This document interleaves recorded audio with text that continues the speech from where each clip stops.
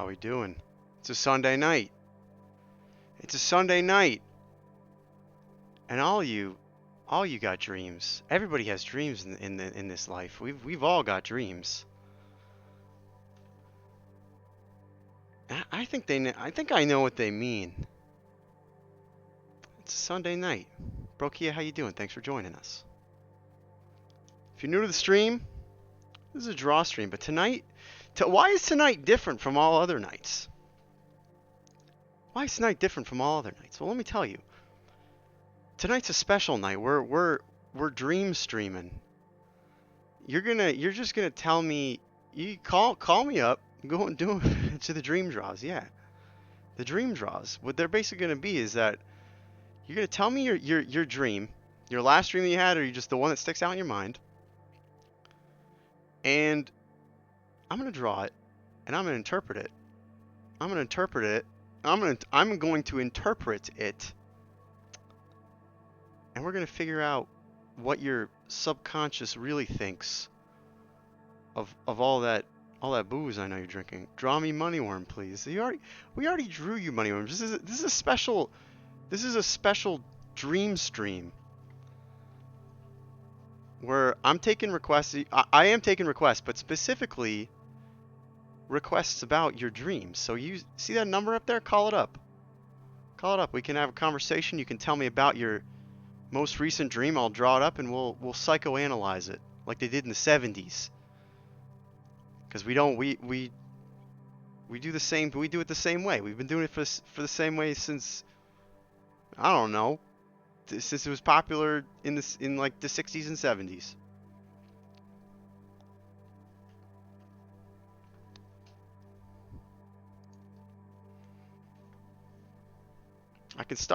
We can start with drawing something if you want, but I know somebody's got a good dream that they can tell. They can drop the line. You know what? Maybe I'll put I gotta put the number here. I'll drop the number.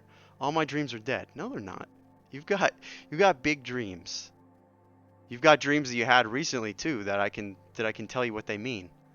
Again, right above me here. It's gonna flash by in a second. That number. You can call that number. We can have a conversation about your dream, and I'll draw it. We're going to put it into the machine, and it's going to tell you exactly what your dreams mean. Thanks for joining, everybody, by the way. I really, really appreciate it.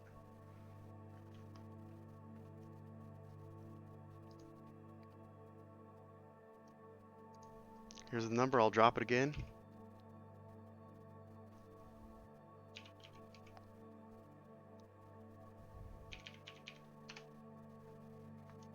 Call it up.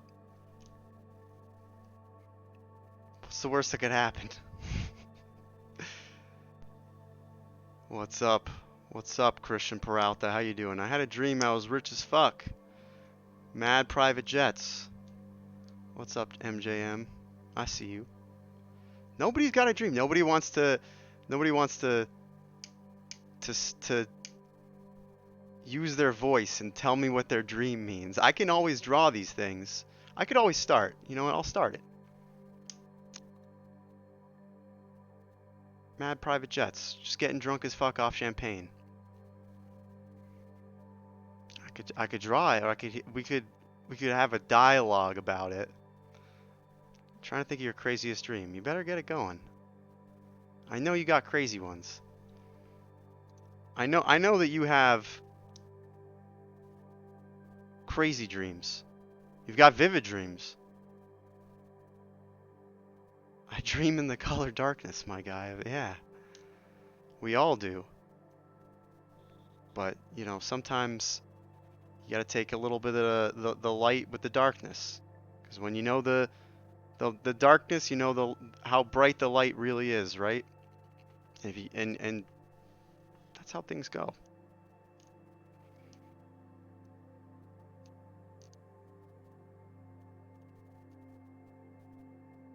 All right. It seems like you just want to type your dream. You just want to type it out. I want you to draw a trippy nightmare, but I can't honestly remember my dreams. Why don't you? I'm telling you, that number. Why don't you call me up? We can have a conversation. You can tell me all about your dream. It's an important part of this two-way dialogue. You can type out 5% of it, or you can call in and you can tell me all of your dream, and we can get like 95% of it. We got a 95% confidence interval. Got a p-value of 5. For all my there it is. How you doing? What's your name? Where are you calling from? Hey, how's it going? It's Christian. Christian. How you doing? I'm doing good. Can everybody? I want to hear in chat. Can everybody hear Christian in chat? Hey, yo. It's your man. Sounds good. I think so. I'm pretty sure. I can see the levels of it all. Yep, there it is. Does it sound good? Just let me know if I need to boost it at all. There we go. Jam and Beam. How you doing? How you doing, Gator Zero? How you doing? Christian, what's up? Let me tell me your dream. Like what happened? Honestly, I mean, I have some weird reoccurring dreams because so I work at a haunted house, and it's very rare that things tend to like make me like uneasy or nervous at all. But I found this I found this huge clown animatronic that stands like 7 feet tall, Okay. and it genuinely kind of scares me a little bit. And for Halloween, I decided to put it in the corner of my room, so when it's extremely dark, that's the only real dark corner in the room. And so, uh, more often than not, I have a weird dream of it just barreling down a hallway with its long, spindly ass legs, just chasing me down the hallway. Spindly as now let me ask you this. Do you feel Okay, like you're Bill. do you feel like you're getting the full 8 hours of sleep, or like does this dream reoccur when you're not? Is it when you're napping? Oh God, no! I never nap. Like about the only sleep that I get is from like 3 a.m. to maybe 8 a.m. depending on whether or not I have to go to work. At the And haunted so, house. yeah. I mean, so when I work at the haunted house, that's typically just like weekends and stuff like that. But um, right now, I'm just kind of doing like other work, and so like I don't have the haunted house right now.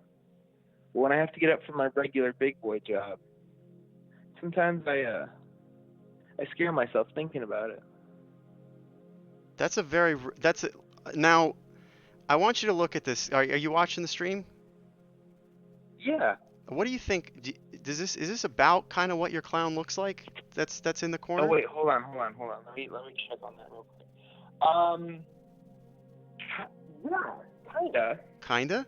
What is there It has anything is there anything that's like really specific about it? Burn that shit. it has a really weird elongated face, and it's like balding on the top with red hair, like poofy hair on the sides. Okay. Red poofy Yeah, hair. Okay, we can do that. yeah. You know, have you ever seen I may be dating myself, but have you ever seen the show Are You Afraid of the Dark? I like it's one of those. It's probably one of those like repressed memories. Like I feel like I've seen it because it sounds really familiar, Mhm. but I can't tell you off the top of my head. So now we know a couple things. Your your life is working at a haunted house. That's your big boy job. And you have clowns in the store, right? Yeah.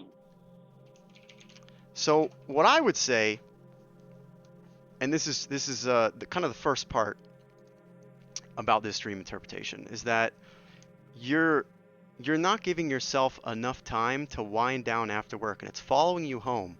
Specifically, the things that that you feel to be maybe a small joke or a small part of your life that you can't separate from it at work. Yeah, no, not really. I mean, especially with Halloween, I've been doing haunted house things since I was 7 months old. So I kind of can't get away from it at this point. It's almost like heroin. Once you start, you just can't stop. Now, is there anything else besides the clown in your dream? Because I'm trying to pull things from clown, and that's what came up for clown in my brain. So is there anything else that we can dive deeper into? Honestly, I don't know. I think you kind of hit the nail on the head. All right.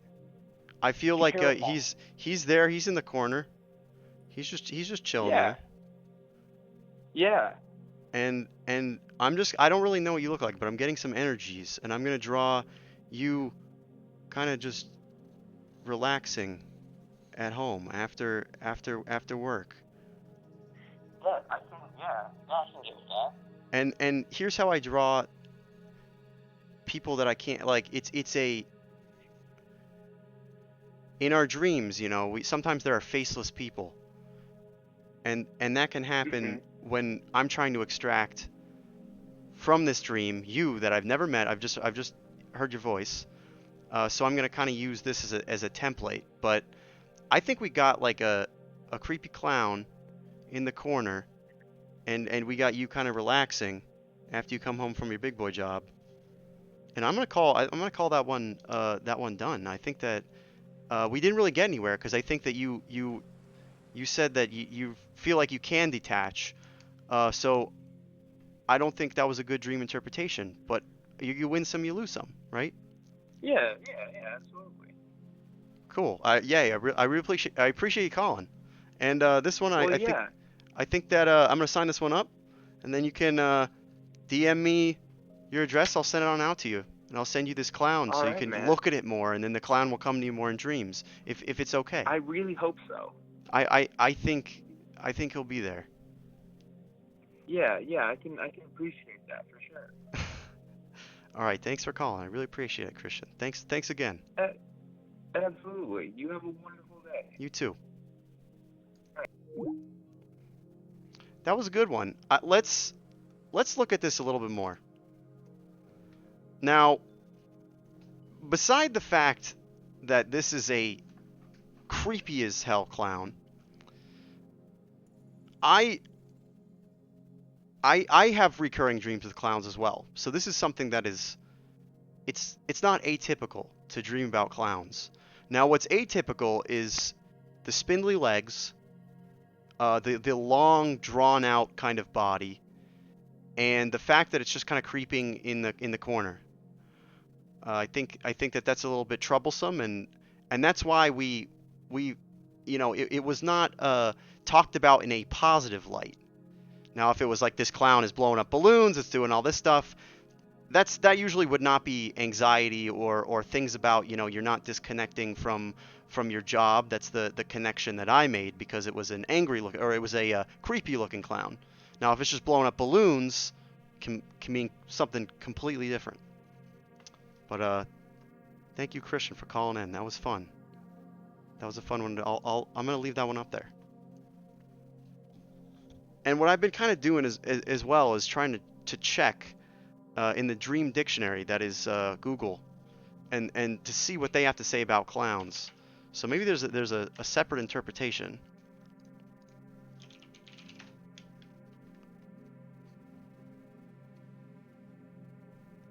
Now this one's telling me this one is definitely a murder clown. Exactly. Jam and Bean, how you doing? Good to see you here in chat. Maybe do you have a dream? Does anybody have a dream that they think that they would want to discuss with me? The one corner of the yeah, it is. It's in the corner of the room. It really is. If it wasn't, it's definitely obvious. And that means something too. The one corner. It's not all aspects of your life. If it was everywhere, if it was like you kept looking around, and you. All right, we got another caller. Hello, how's it going? They just left. They didn't want to stay. Maybe it was a butt dial. Who knows? You're not going to get your dream though. Maybe burn down your whole house just in case. Got an incoming call. It Hello, was me. how's it going? Let me psychoanalyze your dream. What's your name? Moneyworms. It's the Jamin being. Oh, Jam and Bean. How you doing? We're gonna move the page a little bit. You sound good. You sound good over the airwaves. You got any Hold good on, let me dreams? adjust my audio here. You adjust All it. right, Adjust it however you want. all right, man. So you're taking dream requests. I am taking dream requests. I'm gonna draw it. I'm gonna draw it out from the story you're telling me, and then we're gonna look at all the different pieces of it and try to figure out what it really is that Okay, so that is deep down inside in your I can't subconscious. I can't think of anything like recent, Okay, but that's okay. I have this one from my childhood Okay, childhood dream. that has really stuck with me. Okay.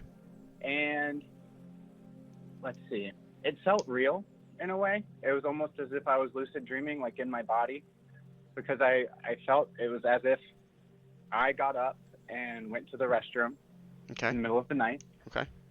And I made it into the hallway Okay. where I was presented with the doors as they appeared in my hallway. Mm-hmm. But when I opened one, I would go through it and I would not spit out into the room, but I would just be back in the hallway again. Oh. And it was constant opening of doors, going through them, and just ending up in the hallway. Oh, over and over. This is interesting. Yeah, it's like I was like caught in purgatory. You know, how many times were you trying? How many times were you trying to get into, was it one, like just was it was over and over and over, or what? Over and over and over. Maybe this maybe happened 5 times, and then I realized I was like, "What's going on? This is crazy." I started frantically looking around, and I was like, "Man, my hands feel heavy," and this is what thrust me out of the dream. I looked down at my hands, Okay. and my hands weren't there. They were replaced with like circular saw blades. Oh, okay. Okay. Yeah, I got you. And that's when I woke up. Now, did you feel afraid of this dream? Is this one that you're afraid to have, or do you find yourself coming back to it and you're like, this is the same dream, but Well, here we go again? It wasn't. It's not a recurring dream. It stuck with me from when I was a kid because it scared me so much. Okay. And I've been scarred by this dream. It's not anything like ultra horrific, but that lasting impression. Now, it sure is imprinted on my mind. Now, all right. So there's two things that are in my mind right now, and I don't want to throw them out. I don't want to throw them off with this last question. The walls in your hallway, were they the same as the halls? Excuse me. Let me rephrase this. The halls in your house, in the dream, Yeah. were they different from those? Were they a specific color? Were they different at all? Were they the exact same? It was the exact same. What color is that? The color. Oh man, I'm reaching back. It was kind of a green, like maybe like a light mossy green. Light mossy green. I'm gonna for the purpose of this dream analysis, we're going in here with light. That's not light mossy green. Everybody requested, they were like, I want to see more color in your streams. I gotta see more color in the stream. So let's get this. I think this is a light mossy green. Let's just get this in here real quick. We like the light mossy green. Formosa Boba, how you doing? What's up? Thank you for joining us. Also, M Stones, thank you for joining us. If you're new to this stream, this is a dream interpretation stream, and the cool thing about this one is you can call in and you can talk to us, talk to me, us. You can talk to us, me and all the voices in my head, and I will help you interpret your dream. Now we're on the phone now with Jam and Beam, and he's having this dream where he keeps opening a door. He's trying to use the bathroom. It's just another door over and over and over. This endless loop He's stuck in a loop, and he looks down. His hands are saw blades, and he's in his house. They are the same colors. Now the reason I ask that is because color has a big has a big piece of what uh, your current state of mind can be in a dream. So red again can be like an aggressive state. Yellow can mean confusion, and usually green is calmness, which I think checks out Jam and Beam with the overall the overall feel and mood of your dream, because you said you're not really that scared. It's not a recurring dream that's frightening you. So you're content with this dream. You've come to terms with this dream, and you're okay with it. Now, I've conquered it. you've conquered it. I think that, you know, you've half conquered it, because let's kind of dive a little deeper into this. Truly Uh-oh. conquering this dream, yeah, there's some bad with this. Truly conquering this dream, Jam and Beam, is going to be when you open the door and it is the toilet and you can use the bathroom. So you are not there yet. You have not conquered this dream, but you have conquered Oh your no. fear of this dream. Christian, oh my God, I had a dream where I was little. I was watching this Wow, person that's float beautiful. down a river. We're gonna get to that in a second. I want to close the stream out. Everybody wants, they want all the dream analysis. So, you haven't conquered it yet. Um, and really what this dream means is that you're on this journey, and you're looking for the end of this journey. You're looking for fulfillment, but you're not quite there yet. And every time that you open the door, it seems as if it's the same thing over and over, but actually it's something new. You recognize from your past experiences that you know how to handle this new one. Now, do you want to hear about the saw blades? Wow, yeah, I do want to hear about the saw blades, but the analysis thus far is on point. I have a lot of work to do. You've got a lot of work to do, but here's the thing. The saw blades, when you look down and you're expecting to see your hands, it is an unexpected thing. But saw blades, they're a utility item, okay? Now, you can do a lot with saw blades. You can cut down, you cut wood, you can cut materials, and you can use it to build, you can use it to destroy. It's really to signal utility. So to just put a cap on all of this, green, you're okay. You're comfortable with this dream. You're comfortable with it. 2, the door's open. You have not reached your destination. It's okay. You don't have to. You're comfortable with it. You know that you're going through it. 3, the saw blades represents utility. You are adaptable. You're willing at any point to cut a door or cut a wall or cut something. So if it is a lucid dream that you can conjure up next time, instead of going through the door over and over, use your saw blade hands and cut the wall. Wow. Cut the wall How and had I see. not thought about that before? Cut the wall, exactly.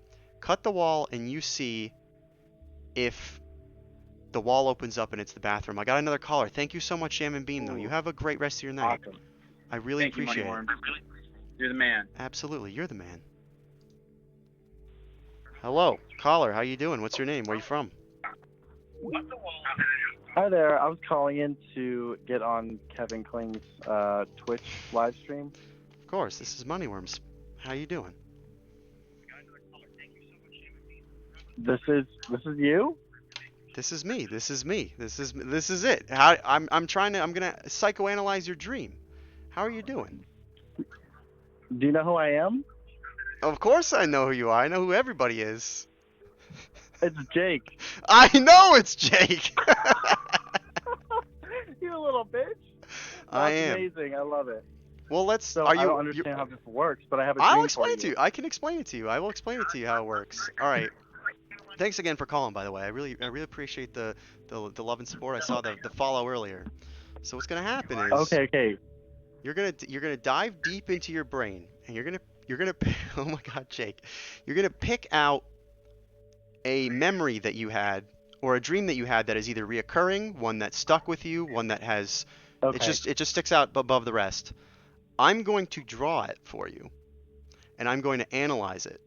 And throughout our conversation, I'll be asking you specific questions about the colors of things in the room, whether or not, your hands are saw blades or not.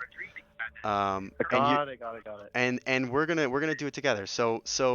And what I don't want to do is bring up any repressed memories that are just very scarring to you. So if at any point you're like, this is going down a hill, a wrong spot that I don't want, we can stop and we'll take it for what it is. But whenever you're ready, you just recall your dream, recall this dream that you had. Okay, so I mean, I have had a recurring theme in my dreams of being chased, which I think is probably common for a lot of people. Hmm. But I've had a handful of them lately, and I could characterize like one of them, but again, it's like a theme that's recurring in a lot of my different dreams. Okay, this is what we're gonna do. I'm gonna this is a common technique. I'm gonna divide this paper. How many dreams do you think this theme happens in? Do you think you can recall at least three or four Yeah, I think so. or two? What are you comfortable with? Probably two. Probably two. Two. Okay, I'm gonna divide the paper in half here. It's a very common technique. Okay, and hopefully you'll be able to see it on Got it. screen. And I want you to describe the theme in two parts. So the first being from one dream and the second to the other. And we're going to try to link the two of them together, and that's going to really give us what the theme means, okay? Okay. Got it. All right, so So tell me when to start. you start whenever you want. Okay. So the general theme is being chased, and the one that I remember most from childhood is me like running in just a white room that's endless, and it's just blank. There's nothing in it except for this, like playing cards. They have Jack, Queen, King. Mm-hmm. It's this like massive, probably like, I don't know, 30 feet tall, King's card. It's like an animated thing. Okay. And it's like running behind me trying to get me. And I just am running in this blank white room, and there's no doors, no end in sight, and I'm just like running for my life. Now, let me And ask you. It's like a king of diamonds. That's exactly what I was going to ask you next. I was going to ask you, what is it a king of? King of diamonds. That's very important. Yep. And for the purpose of this Always. card, That part's never changed. for the purpose of this card, this is just kind of what I'm feeling for King of Diamonds right here. I don't. Every deck is different, but now let me ask you: was this like an anthropomorphized being, or was it a was it like a did it have legs? Was it chasing you, or was it running on its little card legs? Or It was running on its like corners of the card. okay. But they were like bent so that they could actually do that. I don't know. It kind of hops back and forth. Got But it it. was so big it could do like one hop forward. Goggy and then Muffin, thank you for the follow. It's like already close to me. All right, and you're a child in this. Yes, this was a childhood one. And the theme has developed into like more mature dreams of just like me being in a city, which I can explain that one later. All right, I'm almost done with this portion of the dream psychoanalysis. Thank you for being a very good dream describer. I think we got the first part of it. Now the second part of the dream, I want you to explain that now. I want you to go ahead with that. Okay. The second part of this dream or the second dream, you mean? The same theme, second dream. Unless there's more to this dream. Okay, Unless you feel like there's more to this dream. No, there's really not. I think you captured it pretty well. The second dream that I remember was in, I think, like 2015 or something. Mm-hmm. I was in my dream, and I've never actually been here, but I was in Nicaragua for some reason specifically. Okay. And I don't know how I knew I was there. I just intrinsically knew. And I was alone there. Like I was just walking through the streets, but I was supposed to be there. I don't know if it was on vacation or travel or work or who knows, but I was supposed to be there. And I'm leaving this flower shop. Okay. And all of a sudden, like 4 or 5 different people started coming at me with guns. And I started running away. They never actually shot me, but I escaped to this like abandoned building, and it was just like a concrete structure, wasn't really fully built. Okay. And I climbed the stairs a couple floors, and there were no doors, and I could see in, and people were living in this home, but there were no doors. And so I just kept running up the staircase away from these shooters. All right. So I'm rendering your dream now. I have flower shop. Okay. And I did this in the last stream. When we don't know, uh, specific faces, because you never mentioned, this was a very specific person or something. It was just people with guns, right? We draw what I like to call the faceless people, and that's it. It's an important aspect of your dream that they're there, but they don't have an actual face. It's not your brain did not give it a face. That's not the important part. The important part is that it's just your brain is like, there are people with guns, but it's not a specific person, because otherwise you would have mentioned that person. So then I'm going to Right, draw that's you true. a little bit of perspective here. I'm going to draw you running up these stairs, and you're looking back at these people. And I mean, I know what you look like, but for the sake of this is just how I feel right now. And you got this.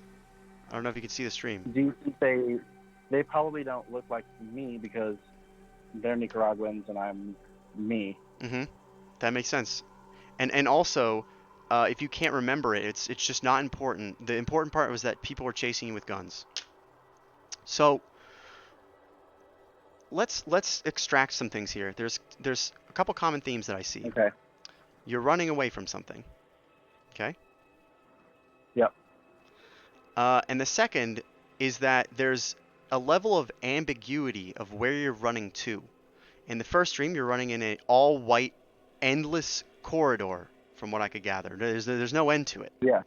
And the second one, Yep. while you know that it is in this city of Nicaragua, you come to a home that is not unfinished, and the people inside, you don't know them, but again, there's not resolution to it. So those are the two big themes that I'm drawing from both of these. Would you agree? Yeah. I mean, that's spot on. So I'm like running from something unknown, and it's in an unfamiliar place. mhm, And yes, there's a level of ambiguity. No real direction. exactly. So this is what we're going to come to. Sometimes running away doesn't always mean you're running away in fear. It just means you're trying to put distance from you and this thing that's chasing you, right? But there's a Yeah. level of confidence with you, because here's the thing. In the first dream, it's a deck of cards. It's something that is very, it can't harm you in the real life. And in the second dream, when you say you're a little bit older, it's something that can harm you. So the connection here is that when you're a child, smaller things that can't really harm you will tend to creep in your mind and be far scarier than they are. Whereas when you're an adult, you're a realist, and you realize that people chasing with guns is a very real thing. So this dream is these two dreams really is great, that you're kind of growing up, and you're seeing like the things that, it's a level of maturity. You're maturing into seeing things that are actually terrifying. But that you're not getting to your destination. You're not there yet. Most, just like in the first dream, that or the second dream that I psychoanalyzed, there was not a resolution to it, and that's not a bad thing.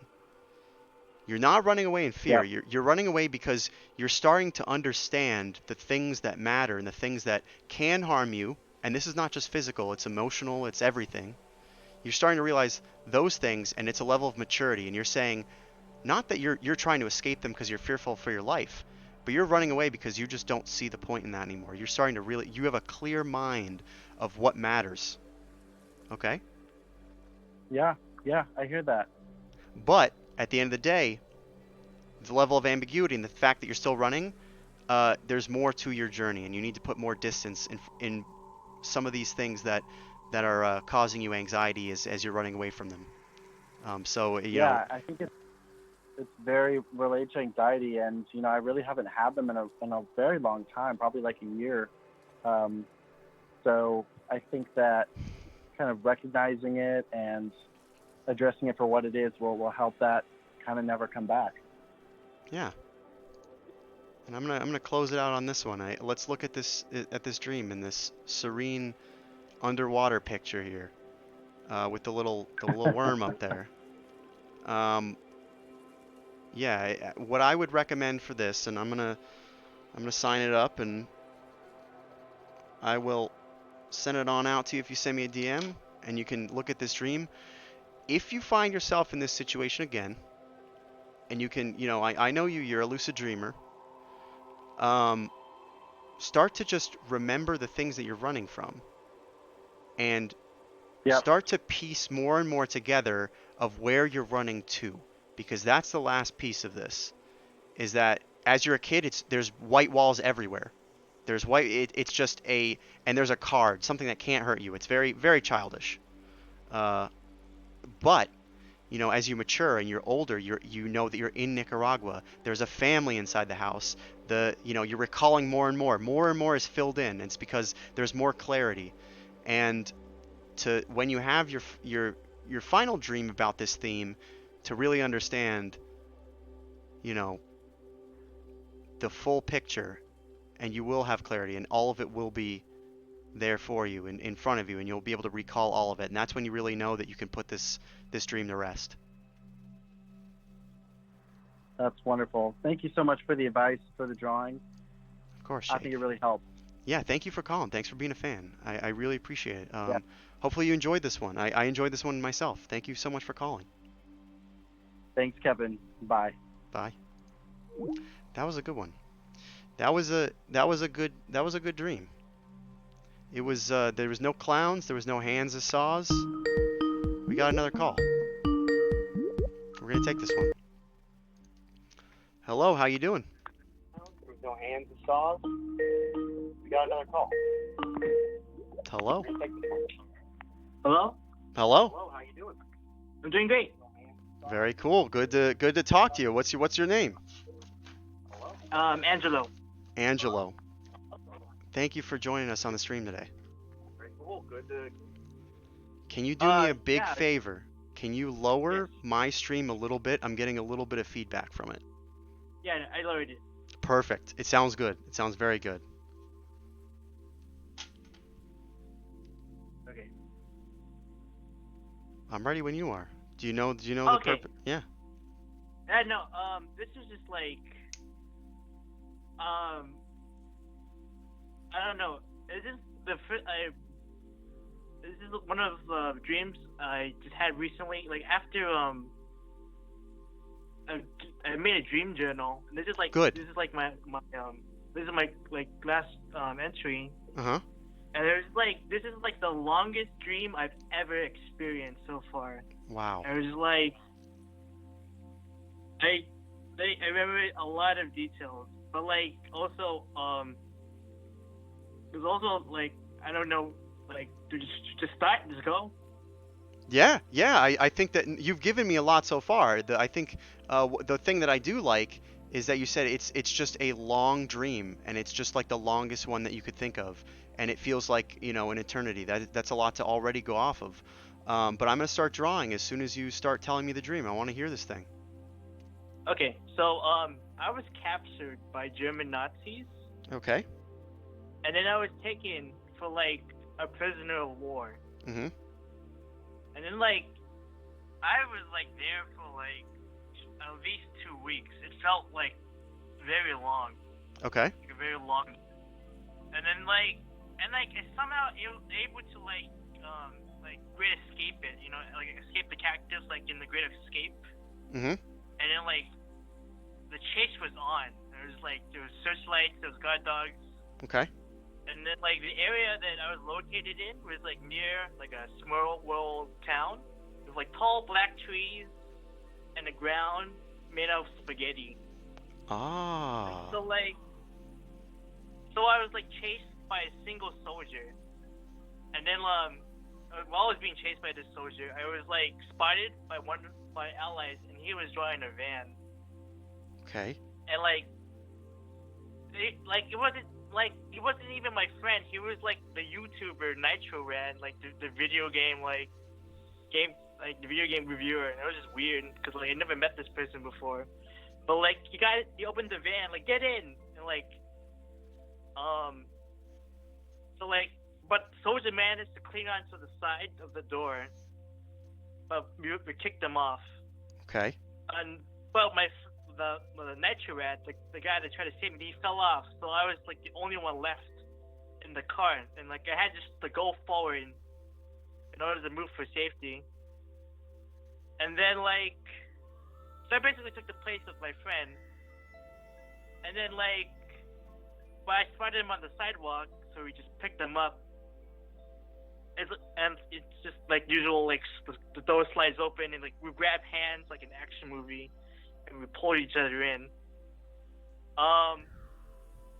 Then like the goal became to like, I want to get to an airport now, but like we had to stop by like a checkpoint.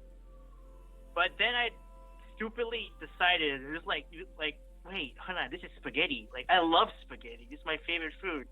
So like I ate part of the spaghetti ground, but like, so I was like eating the ground in order to like get through like underneath the checkpoint. The guys were like, okay, hold on, like you can't have this food. So like they started firing upon like the people, like the refugees behind us, but we were able to like get to the checkpoint. And then like the next, like we had to go and stop at like a hotel somewhere to rest, and my grandma was there. She was like along like the refugees that was like behind us. Mhm. Like although like the Nazis like didn't know like my name, the ones I fought off they didn't take a picture of me, so like it was fine. I had to change my clothes just to be safe. And then like we had like a really complex plan, and where like everyone served as loud, annoying like distractions and motorcycles. But my grandma and like some other lady and I would walk like peacefully, like you know, like nonchalantly through like the multiple checkpoints, like with my passport. And then like the place where I was at, it was like super surreal because there was a mixture between Disney World and like a distorted like European city. And, like there's a large like staircase, but like you see like in like in a ballroom somewhere. And then like I was holding my grandmother's hand down the stairs because like Was your grandmother? Was she wearing? What was there anything in particular that she was wearing? Yeah, she was like wearing like her I don't know how to like describe it. It's like grandmother clothing. Like Mhm. it's like a one piece dress, but there's like multiple different colors on it. There's like abstract. It's like a Jackson Pollock sort of painting. And like, you know, it's just like a one piece sort of dress. So like, sort of remember. It's like red, green. Red and green. Okay. And like white. It's like a Jackson Pollock painting, like white background. So, but like, I was just like, well, at this moment, I was just like scared, not for like the Nazis chasing us, but like, I was like, I don't want my grandma to fall down these stairs. So like, I had to like make sure like I had to like hold her hand, you know, like put my elbow out for her to like she could grab it and escort her down the stairs. And like we had a Nazi, he forced us to stop. And like he said like, oh, like, but like he had a mistake because he thought it was a different race of people, and we were okay. But like he was looking for a different race of people that he hated. But, like that was close. So then we reached like the passport gate, where there was this like located on a worn like wooden bridge above like a swamp water or whatever. Mhm. I've run out. I just want to let you know I've run out of paper, but I'm still listening to you. And it looks great.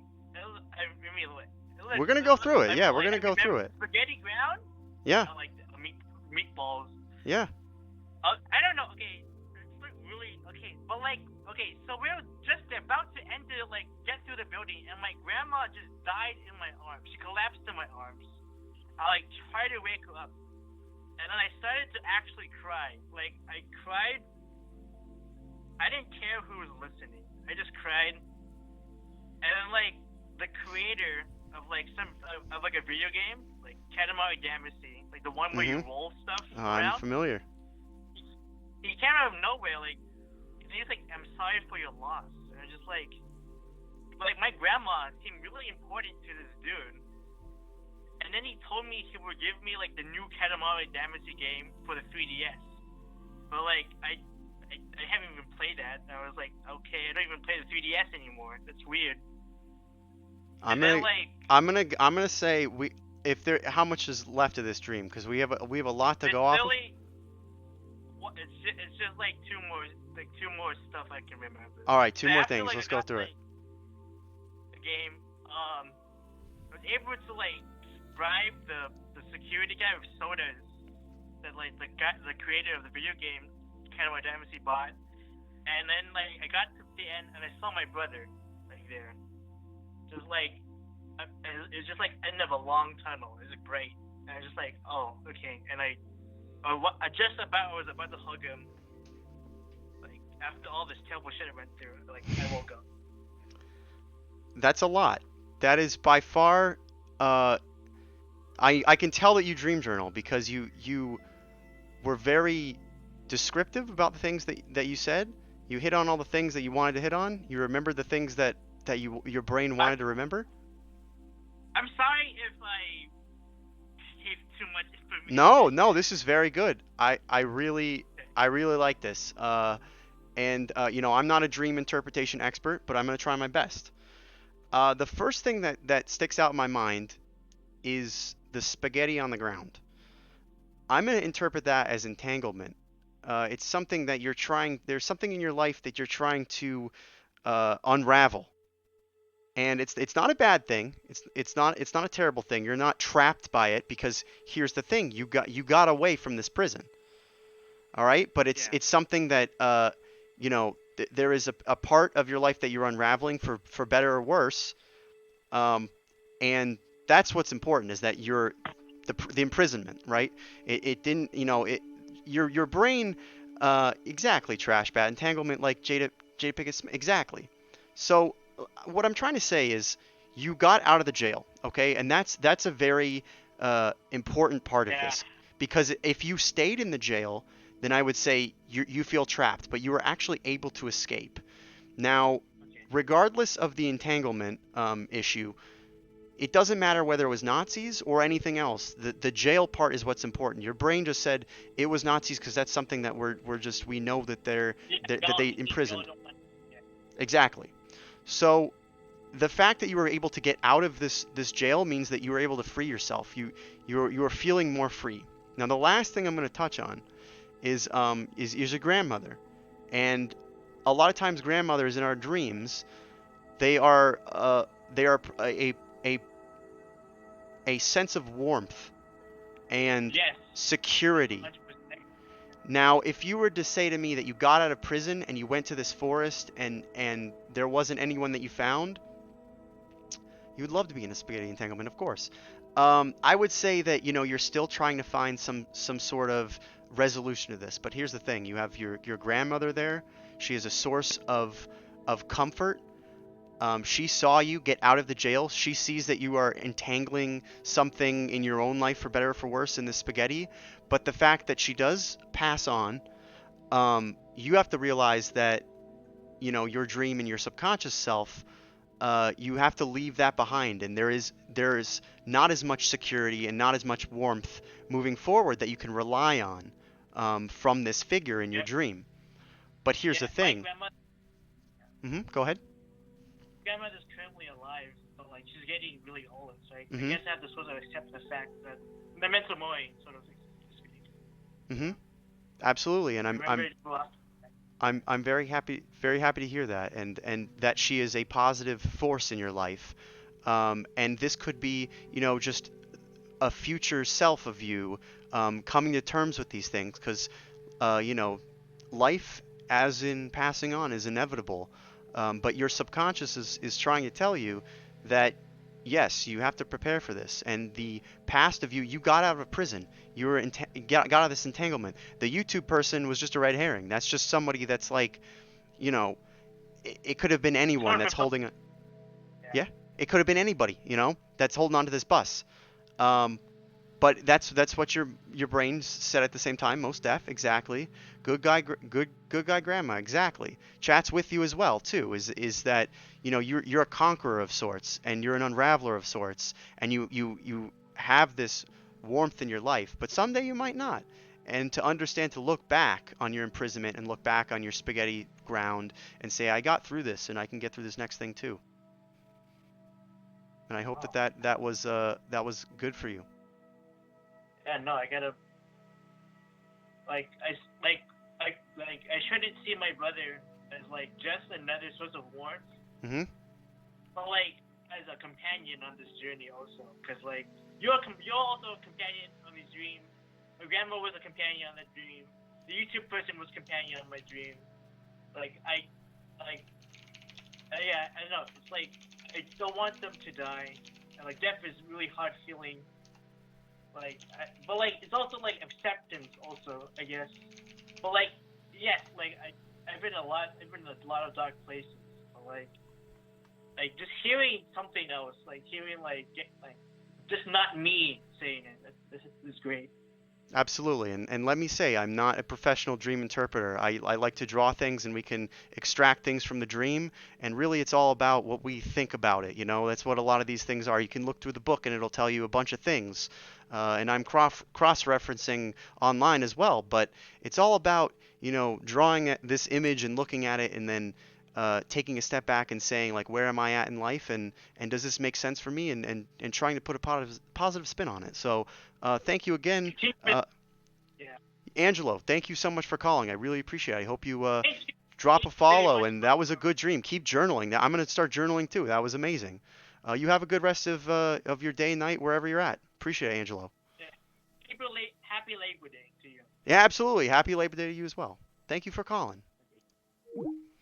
That one was that was a lot. That was a lot to look at. That was a lot to digest. Um, but what I will say, I think we got to the bottom of something. And I think that this image does a good representation of what that was. I'm going to sign it up. Again, Angelo, if you're in the chat somewhere, DM me your address. I'll send it out to you, and you can keep this as a memory of the time that we tried to psychoanalyze your dream. Again, I want to let everybody know that I'm not a professional dream analyzer. I don't pretend to be one. But we're just trying to get through this together and have a good commentary and draw your dreams. Absolutely. J. Ross the boss, just joining in, but good to see you, Moneyworms. Hey, good to see you, J. Ross. Tonight we're doing a dream interpretation stream where I'm drawing your dream and we're trying to figure out what the hell's going on with you. You can agree or disagree with me. It doesn't matter. You'll see the number at the top there for people to call in. The lines are open. Where did I learn about dream interpretation, Koizik? This is a two-part thing. This is mostly you doing some introspection of your own dreams and me drawing it onto a piece of paper. We're going to take common themes from it and try to make some what we think is the meaning behind a lot of these themes. So you can go and you can look online and cross-reference a common dream, what they mean, and call me a quack, or you can just choose to believe in the process. And I think that what we're doing really here is it's a two-way street, right? You're telling me the dreams, I'm drawing them out on a piece of paper. It's going through from your mouth and your recollection through my brain onto a piece of paper, and we're trying to put a visual element to your dreams, and then we're just going to talk about it. That's all we're pretty much doing. I think that Black Pearl, I think you're right. I think that there's a little bit of spaghetti making going on in that dream too. Quack quack quack. Ducks fly together. Who knows? It may or may not be, but you know what? It's all part of the human experience. Lines are open. I want to thank every trash bat. I see you. I want to thank everybody for joining tonight. I think this has been very fruitful so far and relaxing and fun. If you have any resources you like using that people can look into, dream interpretation is very interesting. Koizik, I think what I've been using? Google. I Google things and I look at the first answer that's on Google, and I go off of that. There are certain things that we've come to together as people when we're like, I'm running away from something, and it's like, well, how are you running away from it? Are you afraid of it? Well, no, I'm not actually afraid of it. I'm like, well, then it's just something you need to distance yourself from. It's just those kind of things, right? I want spaghetti. Ungoi muffin. I hope I'm saying that right. Yeah, I want some spaghetti too. I love spaghetti. I have another dream, Jam Beam. The lines are open. If you want to go again, we can go again. We're just trying to listen to dreams, draw them up, see what's going on. Just have a fun, chill dream interpretation stream. Hello, how's it going? What's your name? How's it going? Who am I talking to? Come on ahead, spit in my mouth. I'm a This goddamn is- rat. Isaac, thank you for the Spencer. follow. Spencer, good to hear from you. How are you doing? Yeah. I'm good. Chilling. Very cool. Are you watching the stream right now? I am watching the stream. What do you think of it? It's great. Cool. I like to hear it. Yeah, Do you know how it works? Do you know the deal with this stream? Oh yeah. I've been. You've been around the block. Been You've been following around along. you've been following along. Yeah. And I just really want to. I'm gonna talk to chat right now. I can only take one call at a time, so I see the people calling, and we will get to your dream in a second, and I will draw it up. But Spencer, you go ahead. You start, or you want to give me some background of this dream? Is it a recurring dream? Is it something that that happens over and over? Well, what's going on? It's a dream from my childhood. Well, it's two dreams. It's two dreams. Okay. Or two characters, I should say. Two characters. Not dreams. Okay. Common theme. Okay. Yeah. One of them is, Toy Story, and when Woody is stuck in Sid's room. Of course. So there's like those toy mutations that Sid used to do. As, he's kind of that character. So the one that has the doll head on like the mechanical spider. Oh, I'm one step ahead of You you. know that We're one? drawing it. Yep, I'm going for it. Yeah. So like, I had a recurring dream, and that toy pretty much with the doll head, and the doll head had like a mild-mannered smile. Nothing creepy, not a creepy smile, just like mild-mannered, like a very standard I got it. emoji. Okay. And basically it was huge, and it was terrorizing my like childhood neighborhood. Okay. Specifically, it was on this one house that was always a little bit rumored to be haunted, but one of my friends lived in it.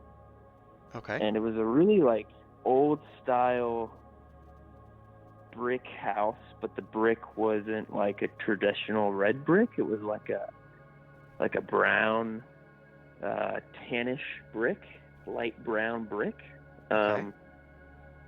And it was just big and like had older features. Like there was like I don't know what you call it, but like mini lion statues out front. Mini lion statues wow. Yeah. Okay. We're going for it. Yeah. Were the lion statues were they intimidating? Were they scary looking? What do we think? No, not scary. Pretty actually unkempt, like not kept up with well. Oh, okay. Dingy. Kind of dingy, yeah. But the house was livable. It's still standing today. But anyways, the thing was just terrorizing the whole neighborhood. Just like not giving a shit at all about the livelihoods of these people's houses, especially this one. I'm gonna tell you the second character now. Okay.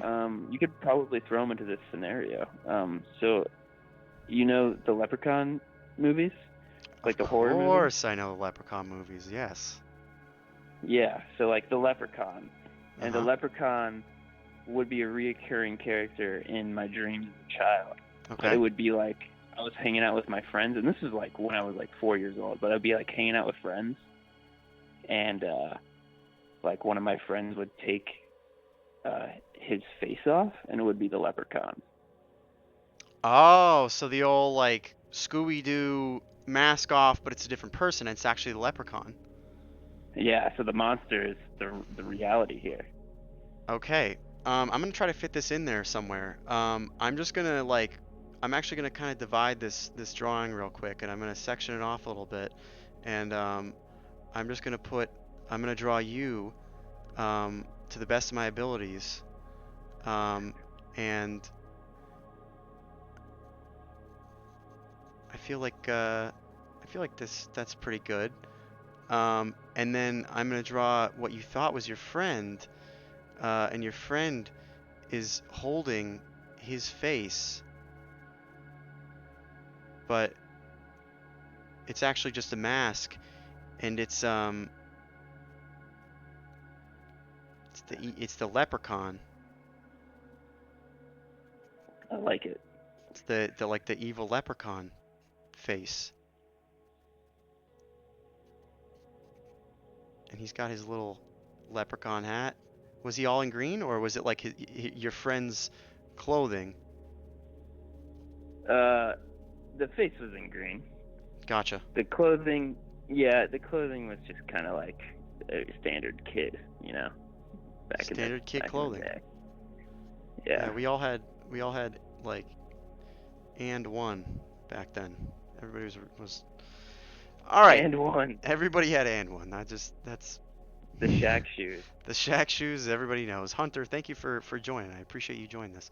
All right, so if you're watching the stream here, you got you kind of have this. You got a two-parter right here. We're gonna start with the bottom, and we're gonna work our way up.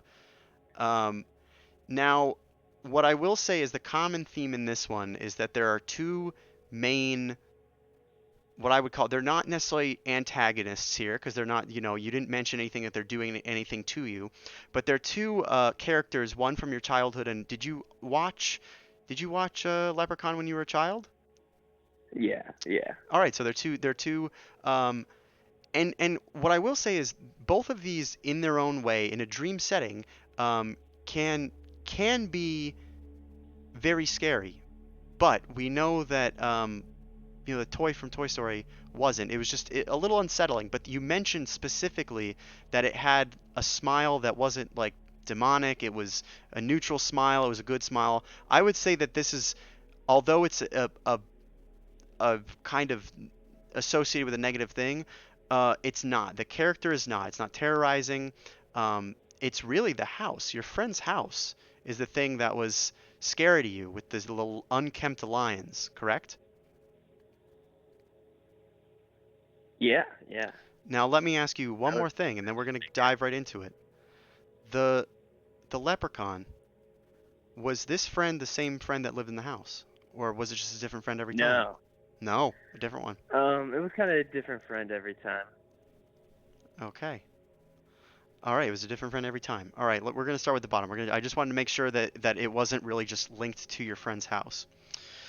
So, what I will say is this bottom image, you did mention that the toy was kind of terrorizing the house. This house was rumored haunted. Now, the doll, the mechanical doll, is. I'm gonna look something up real quick. I'm gonna look something up because I don't exactly know what it means, but.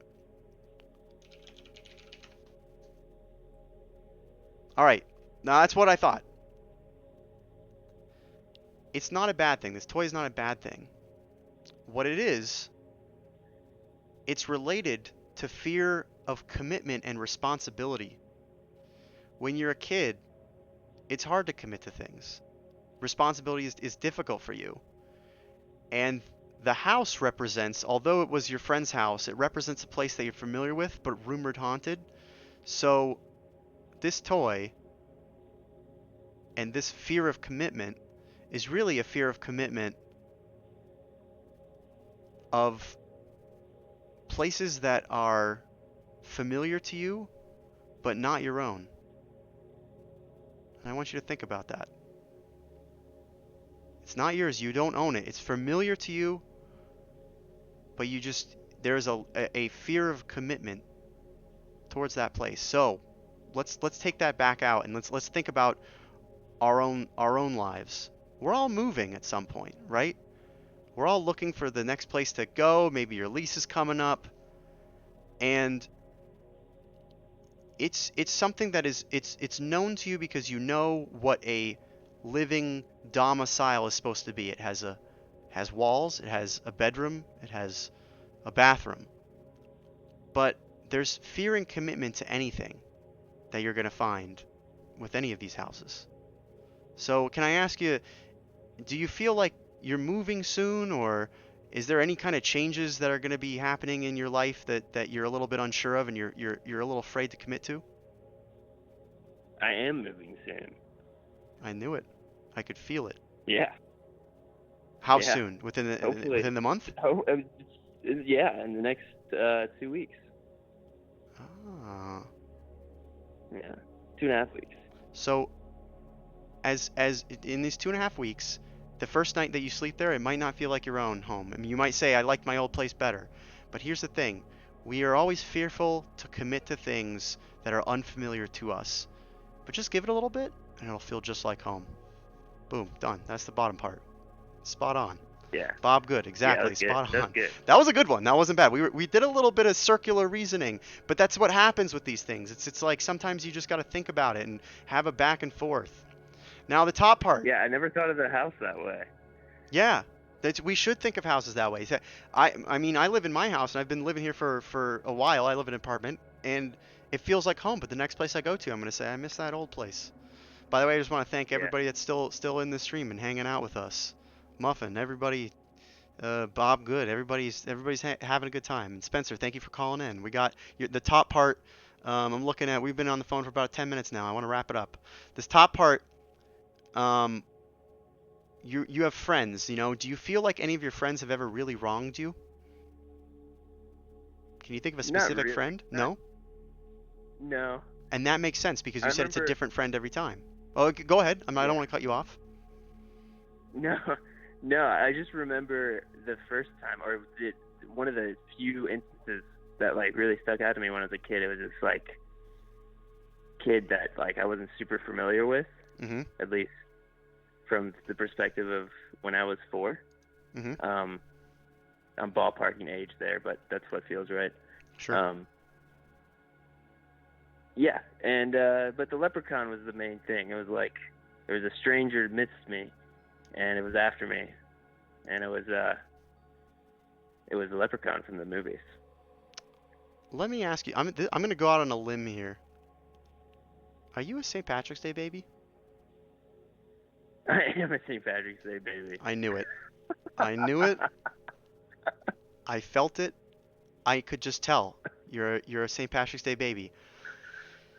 You know, are you an AM baby or a PM baby? Do you know when you were born? I think I was AM. I think it was early in the morning, like 3 or something. It's Cleo. Yeah, exactly, Trash Bat. We got a psychic. I was feeling the psychic energies there, Spencer. So here's what I'm going to say. It could have been anything under there. There's actually no connection to the Leprechaun movies. The Leprechaun that was there, it could have been any kind of Leprechaun. That's just your brain filling it in with something that you want it to be. And the Leprechaun was fresh in your mind. You did it the first time. You remembered it. That same situation happens again, and your brain just goes, the first time I put the Leprechaun from the Leprechaun movies in there, I put it in there as well again. That's what's happening there. Don't look too much into that. What I want you to look into is the fact that they were all your friends. They take off a mask, and it is the Leprechaun. Okay, things are not as they seem, but it's not a bad thing. It's just that you, as a person, are a little bit more. You notice that people can be putting on a facade, if you will, or they can be putting on a face, if you will. But that deep down you can entrust that it's going to be something that you are familiar with, which is the leprechaun, and it makes sense you're a leprechaun baby. But that you are not too overly up with your guards, but you're not naive, and you don't let people pull fast ones on you. You're a question asker. You're a person that says, hey, that doesn't sound right. I'm going to say something. Does that make sense with you? Yeah. Thank you, Moneyworms. This was cool. Yeah, I can tell you want to get off the phone with me. I can tell. Just kidding. Thank you so much for calling, Spencer. I really appreciate it. I'm gonna sign this one up. I'm gonna call this one done. DM me your address. I'll send it on out to you. Um, I really appreciate that one. That was a fun one to go through. I like these the ones where I can kind of like we can break the page up in two different things. That's a lot of fun. Thanks again for Yeah. calling in. Thanks Spencer. I really appreciate it. Yeah. You have a Hopefully, good I one. will have an address soon because Yeah, I'm. that's right. Yeah. You're gonna have your new place. And again, the first night might feel a little bit weird, but maybe you'll have some cool roommates. You'll drink a couple beers. Everything will be good. Thanks for calling in, Yeah. Spencer. I mean, it's going on the fridge. All It's right. going on the fridge. All right, you have a good one.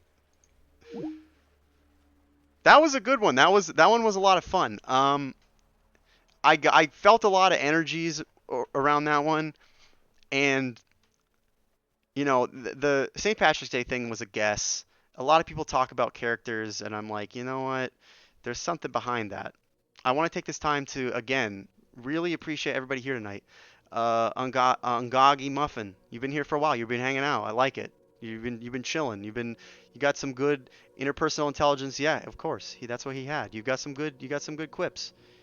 I did predict the B-Day. I was feeling good about that one. And if I'm wrong, it's not the end of the world, you know? Trash bet. Miss Cleo with the Miss Cleo. Call him back the Miss Cleo. I was channeling the Miss Cleo energy. That's what I was doing, you know? How you doing, Constipated Cat? I saw you. You just want me to draw money worms. I like it. We'll go back here. The lines are open. We're taking requests tonight. Hopefully everybody likes this. Does everyone kind of appreciate this? We could do another one of these. I don't know. We might do more of the dream interpretations. We might not. Black Pearl. Fridge content is always top tier content. It is. Yes. I'm glad you like it. I like it too. It's fun. I keep a dream journal myself. I keep it right by my bed. I wake up and I write stupid things and it's pretty dope, my dude. I'm glad you like it, Jam and Beam. I know you got more dreams. The lines are open. We can do more than one. Very therapeutical. I like it. I think so too, because you know what? This is all part of the human experience of just we all dream, we all have crazy outlandish dreams, and everyone always just says, "What is a money worm?" Who knows? Everyone always says, I had this crazy dream, and they're like, "You gotta listen to me." But I'm always like, "Of course I want to listen to you. You got a crazy dream." I wish I remembered a more recent dream. No, if that was you that called in, that was a great dream. I like everyone tonight has done. There was Angelo earlier did a very recent dream. We had 3 from childhood on. So yeah, a wet dream. I'll allow that in chat. Unfortunately, I think we got to keep this stream uh, as appropriate as I can. I don't the Twitch gods that be sometimes they I don't know if they would love that kind of a dream. This is more I would urge you to go and check that out yourself. Understandable, yeah. Oh, I am Angelo. Okay, Ungodly Muffin. Good to talk to you. I'm glad you're enjoying it. I would say for that, I'm not very skilled in that area. I'm more of the dreams that are of the strange, odd, and from those kind of things. But everybody has those dreams as well. That's what I would say for that one. Anybody else? Anybody else have any other dreams that they wanna? The surreal and bizarre, exactly. That's what if you can take a couple things away from this, the surreal and bizarre. And again, I'm really a lot of these when I'm trying to. I'll show you what I'm using over here. This is a great reference. We'll pop on over the internet machine real quick. Let me grab my phone. All right. Oh, boom. How are you doing? Yo, Moneyworms. How you It's doing? the Jam and Bean again. Jam and Beam. All right, let's do it. Well, I'm back, baby. You're back with a vengeance. Constipated Cat, Wet Spaghetti Dreams. That's a good. Oh man, wet spaghetti drink. That's a good. That's my know about next that. screen name. Wet Spaghetti Dreams. Spud McKenzie, good to see you. I'm loving it. Glad you could be here, Spud. I'm hoping you like it. What if it was at the beach? We'll figure it out. Ben, I want to Jam and Beam. Excuse me. I want to let's have a dialogue. Let's talk about more stuff. Nightmare Cat, how you doing? I see you in the stream. Yeah, I just had another dream come to me. It's another one from I was in high school when I had this dream. Okay. Okay. And there's not a ton to it, except it started at my high school, and I was trying to sneak out, trying to get out of that place, and ran to the parking lot. No one was to be seen, and I hopped into what I thought was my car. Okay. But I get maybe 5 minutes down the road, and what I realize I am driving is a riding lawnmower. Ah, of course. I'm riding the lawnmower home, and I'm not in the street. I'm actually cutting the grass in the median. Oh. Let me ask you, are you riding this lawnmower? Is there like a cool chair on it, or are you just like straight up on top of the lawnmower? Oh, it's got one of those awesome luxury chairs. Awesome luxury chairs. Okay, yeah, I can see it. Yeah, it's like cushiony. Yep. Gives you good support. Yep, here it is. It's like a kind of fancy one that you see people riding when they're like cutting the grass at a bank. Oh yeah, cutting the grass at the bank. Yeah, of course. Yeah. You know just what I'm talking about. I do. Of course I know what you're talking about. So I'm drawing you on this chair. Now, and this was my choice. This was my choice getaway from school vehicle. Okay. All right. So and then I'm gonna actually put your high school in the background here. I'm not entirely sure what your high school looked like, but we're gonna assume it's kind of like this. Pretty basic. It doesn't even matter really what the it had some windows. Did have some windows. Shrubberies and stuff.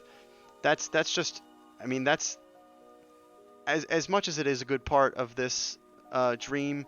Really, what we're gonna dive into is you on this riding this lawnmower. I don't know if you're watching the stream here, but is this kind of you're cutting the grass, and what you thought was the median, you're riding home on this, right here.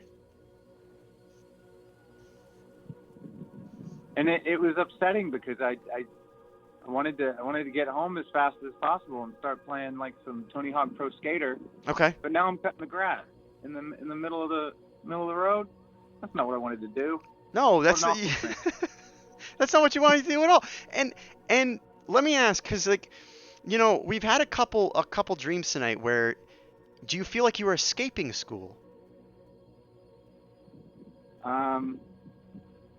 Not so much as escaping it, but avoiding it. Avoiding it. Okay.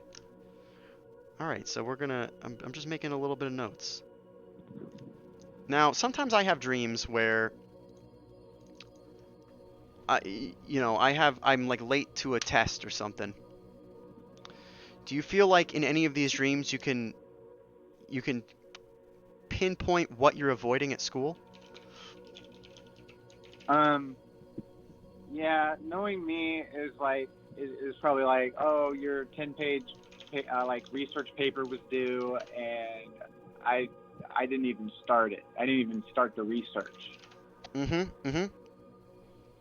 And I'm just that happened to me. The paper was due, and I didn't do a damn thing. And that's probably what I was trying to avoid. That makes a lot of sense. I'm gonna do something to this paper, and hopefully it works. If it doesn't, well, I'll be able to tell. But I'm gonna open up a poll because I think this picture isn't quite done. But we're gonna see if this poll works. I opened up a poll of what we should be coloring with. And we're gonna see. And I'm gonna step away for 1 second and clear my head. I'm gonna be right back. Mic off. Okay.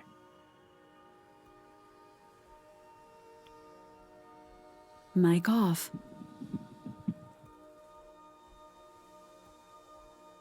Mic off. Mic off.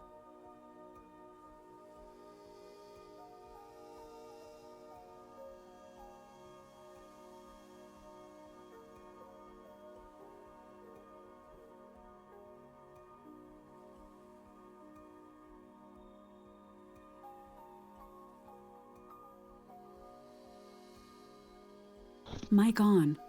All right, you still on the phone? Let's see if we got some respondents to that have voted. I'm still here. Mic off. I Yes. want to.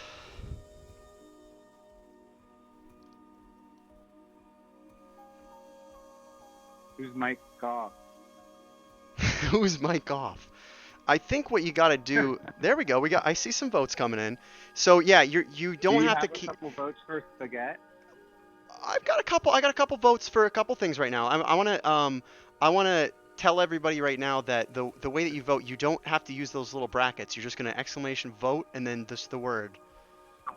Oh. So I see a lot of votes that are coming in, and they're not getting counted because the way that internet works and Boolean language. Now we got a lot more coming in. I just want to, I want to make this as interactive as possible, and I think we have a lot to go off of Jam and Beam. You're still on the phone.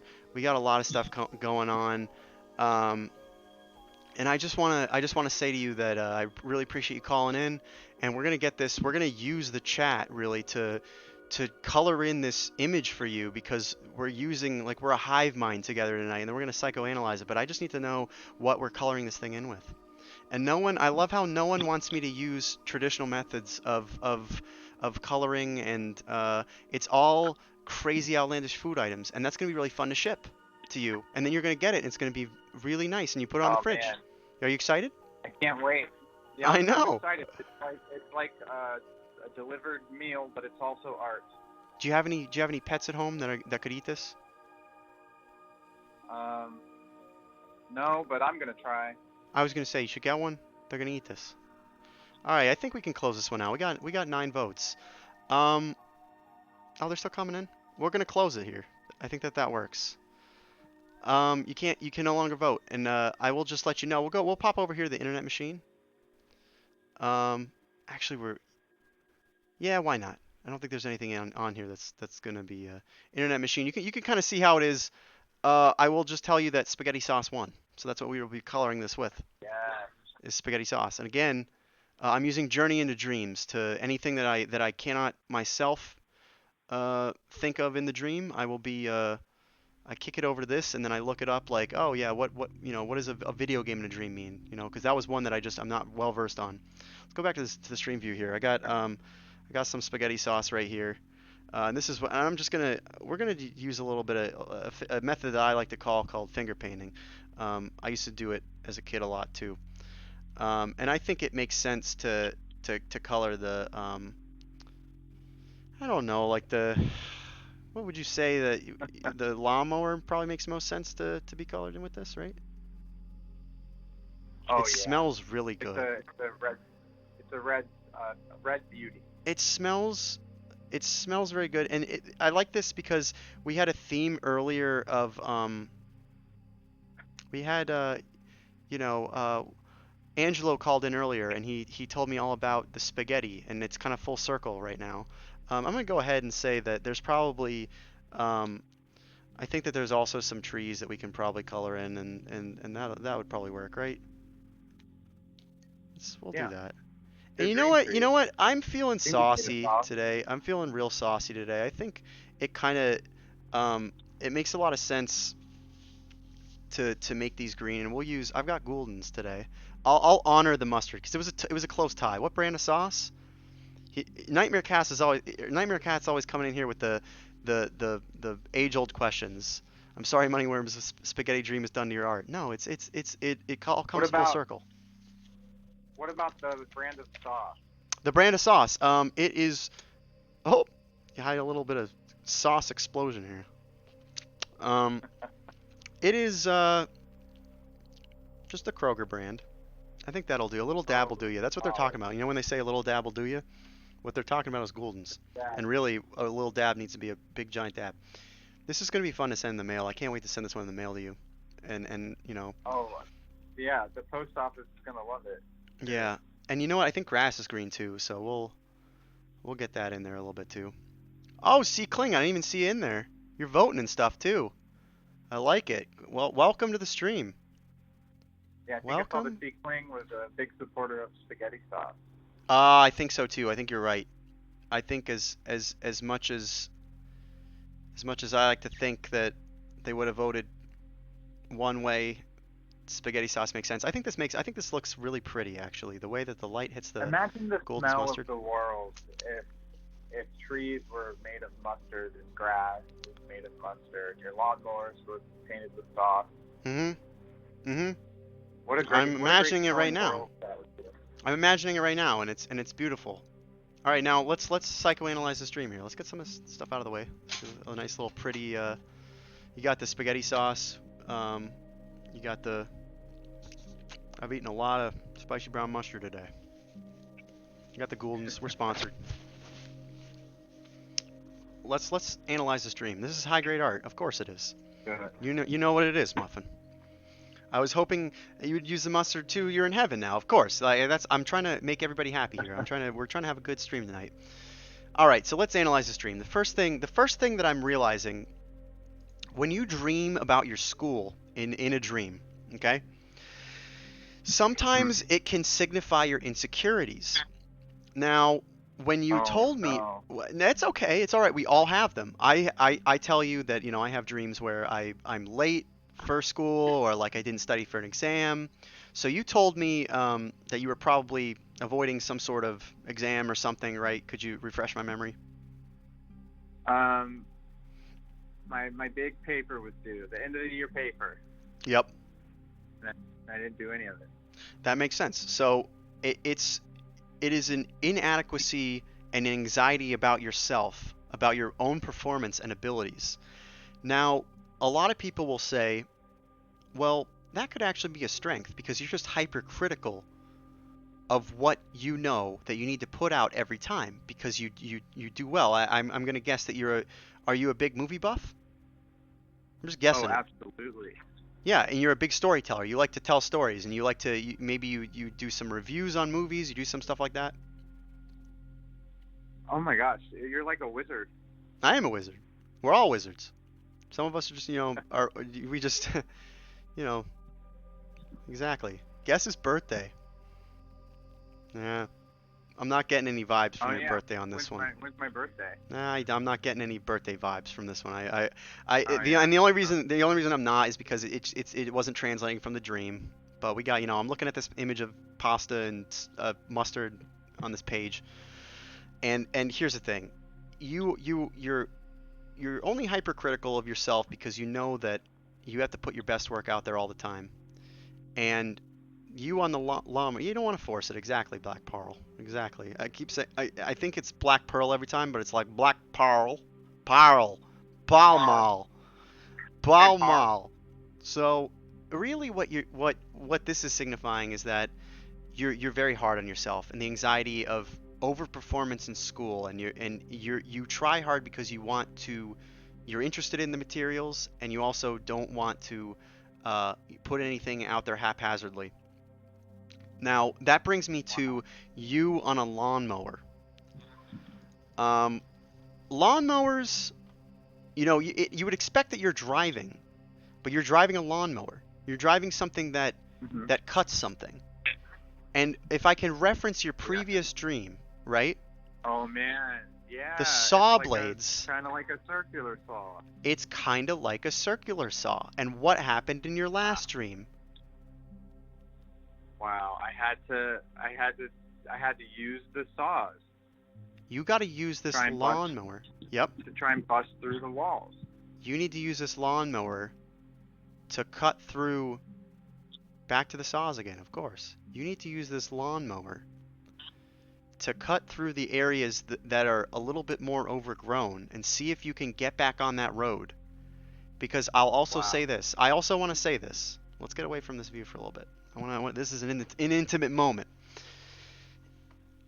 If your lawnmower can go fast enough, you can drive it on the roads, on the back roads. You're allowed to.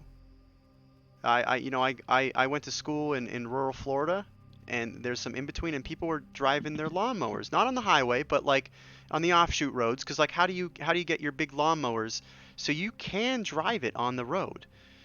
The fact that you're on the grass, cutting the grass, and you're saying to yourself, you're running from school where we already know it's because that you want to perform the best and you have anxieties about that. You need to get back on that road because here's the thing, you can drive that motorcycle on the road. I'm sorry, it's not a motorcycle. It's a lawnmower. A lawnmower. You can drive both of them, though. Let's think about it. You can drive a motorcycle on the road. I got excited when you said motorcycle. That's pretty cool. Yeah, and let's Maybe not let go of that. Here's the thing. After I cut through these barriers with the lawnmower, exactly. I can hop on a motorcycle. Those things can book it sometimes. Exactly. That's what I think my brain went there because I got motorcycles on my mind, and I always have. But Always. Really, the big takeaway here, and let's get back to this. Let's go back to the drawing here. The big takeaway here from this underwater, thing with you got the little worm up there, is that you can drive you can drive a lawnmower and a motorcycle. You can drive both of them really on the highway, and you don't, you're gonna encounter some bigger chunks of grass on the way, but just cut through it, much like the blades from earlier. Be true to yourself and just cut through it and get back on that road. Go home, play some video games, play Tony Hawk, which is, it's interesting that you say that now, because Tony Hawk, he re-released the video game, a remastered version, so it all comes full circle. And that's on your mind. That's your subconscious telling you exactly. I knew you just downloaded it. I knew that. That's why I'm talking about it. So that's what I would say for that one. And I really appreciate you calling in. That was a 17-minute call. That was a big one. This was awesome. I love the final product here. Yeah, and we got to draw. Yeah, we got to draw with spaghetti sauce and mustard, and this one is going to be fun to ship to you. Thanks for calling, Jam and Beam. I really appreciate it. You have a good one. Oh, thank you so much. Keep it saucy. You keep it saucier. That was a good one. I really like this one. I got to do some mixed media, if you will. I got to do some food coloring. Lines are open. It's gonna pop up right there above you. It's doing similar vibes to the folks at Wham Simony Comedy on their Adult Swim streams. Tell me more about that in the chat. What kind of stuff are they doing? What's Wham City doing these days on the Adult Swim streams? I don't know what those are. Tell me about those. Yeah, I think that this one's a good one. This one is gonna be. I gotta tear this one out because I don't want it to like get stuck on the next thing underneath it. Because if that happens, then it's kind of. That's what I didn't want to do. But you know what? Everything in life, there are tears and everything. I gotta sign it first. I'm gonna sign it down here. Moneyworms. Moneyworms. Boom. Rip. Literally. I like that. That exactly. Well, lines are open again. It's gonna pop up above you. I'm gonna get some auto text in the chat here to keep posting that number, because I know it doesn't stay up there long. It stays up there for about 10 seconds because I know that it does. That's the number. That's what everybody's calling in at. Those are my handles if you want to go check out my other stuff. It's like they also have call-ins where the audience can participate. Exactly. It's all about participation, and I like the added element of having. I forgot to pay my phone, so I can't call. That's all right, as long as you're not having bad dreams about it. We want to keep your dreams. If you start having dreams where you're trying to answer your phone but you can't, I think that's when you know you got to reactivate your phone and all that stuff. But I really appreciate it, Bob Good. Thanks for coming in the stream. I hope you enjoy it. I hope you've enjoyed it so far. Yeah, lines are open.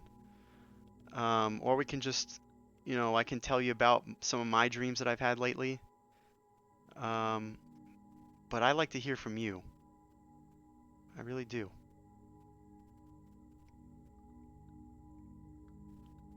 And sometimes it's just nice to listen to this music. Oh yes. Oh yes. Of course, of course. And I might eat a little bit of this sauce. Yeah, I like a good sauce. I like eating just mustard. I had to eat some mustard earlier because it was on my finger and I was hungry.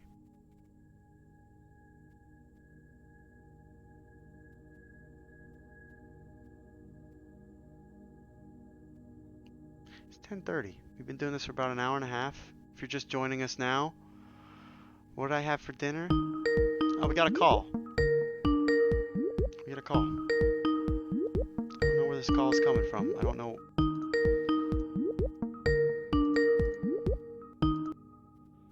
Hello. How's it going? Welcome to the stream. Who am I talking to? Hello? Hello. Who am I talking to? This is Ungoy. Oh, how's it going? Angelo, right? Yes. How's it going? Ungoy. Is that how you say Ungoy? Ungoy. I gotcha. Ungoy, yeah. It's Ungoy. Filipino. Filipino. Like, for monkey. Gotcha. Filipino. Ungoy. Yeah. I gotcha. Yeah. I was saying it wrong the whole time. I know you That's guys. okay. A lot of people. Of course, yeah. Definitely. So No, I was just like, it felt sort of awkward for me to call again. I was like waiting for someone else to do it. that's all right. We I got wanna time. take up No, let's do it. Okay. Do you got another dream we could go with? Yeah, this one's a little, yes, I know how you like the two-parter, so Okay. there's a two-parter this time, like a partition, like, Mhm. but like, it's not like, two separate dreams or two separate characters, it's like, one, above water and one underwater section. Okay. Okay, I like this. I'm gonna start already. I'm gonna split the page in half, but I'm gonna split it this way. And here's the above and under, and I'm gonna give a little bit of waves. And already I'm kind of feeling that. If you're watching that, I like that. And Very vibing, cool. yeah. Vibing, exactly. You can start whenever you want. Okay, so, there was, a lot of guests. Okay, this is the dream. There was a lot of guests over at my, house. Mhm. But my house was a lot bigger and larger than it was before. Mhm. And then my house was, like, next to a lake. It's next to a lake. And Okay. a little dock and stuff. However, like, I was, like, walking along the shoreline. I fell through the shoreline, and I ended up down into the water. I thought I was going to drown. Okay. And it was like, oh, it's good, but like, oh, but instead of like drowning, instead of like, oh, asphyxiation or whatever, I turned into like an abstract metal structure creature, like I want to say a statue, but it didn't really have like any like recognizable. It was just like humanoid features, though. It wasn't like it was like a lot of sharp edges. Okay. Like, Is this pointy. above or below the water? I'm still below the water. You're still below the water. I got you. Okay. Yeah. I was like, and I thought and people above me know my house, which is like the two-story house. It was like they were looking through like the second window, and the first floor window. They were looking for me in the house, and I was just like, no, I'm underwater. I'm here. Like, look, like. But then, like, what they decided to come outside, and then, like, I found my mom. I tried to communicate to her that it's me, like, hey, it's me, your son, Angelo. But I didn't have any mouth to, like, communicate with.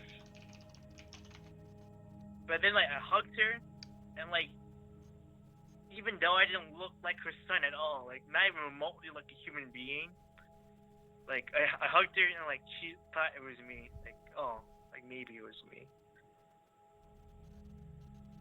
And Was your mother wearing? how, Was she wearing anything in particular? Yeah, she was wearing a doctor's coat. A doctor's coat. Ah. Yeah. That's very important. Ungoy, that's very important. She was wearing a doctor's coat, and like a stethoscope coat around her neck. Yeah, white, yeah, like white, yeah. Yeah, and this is the dock. I'm drawing this. This is you below the waters. This is this metal structure that you are. And I think that it's kind of like you can tell that it's you. I really don't know what you look like, but no, but like, yeah, no, I didn't look like anything remotely like myself either. Exactly. Exactly. And I was scared. Like I thought like I was I was never gonna be the same again or whatever. Because like most like transformations, it's like, oh, will he either like be accepted as who he is, or like the Thing in the Fantastic Four, or like would he change back, like a prince, and like when the the princess or whatever kisses the frog. But like I don't know. I Uh, like how like I yep. hugged my mom, and it was like, oh, All right. So I'm extracting a few things from this. Um, we're gonna I'm gonna save the best for last.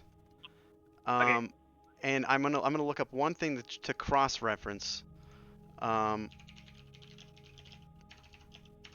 and I really do appreciate you calling in. It's not awkward. It's not awkward because it's the second time. It's like you got another dream, and I know that you keep a dream journal because you told me earlier. Yeah. And that's really important. And that's you always have these very. So I feel like I've set the scene here, decent enough here. That does that make sense?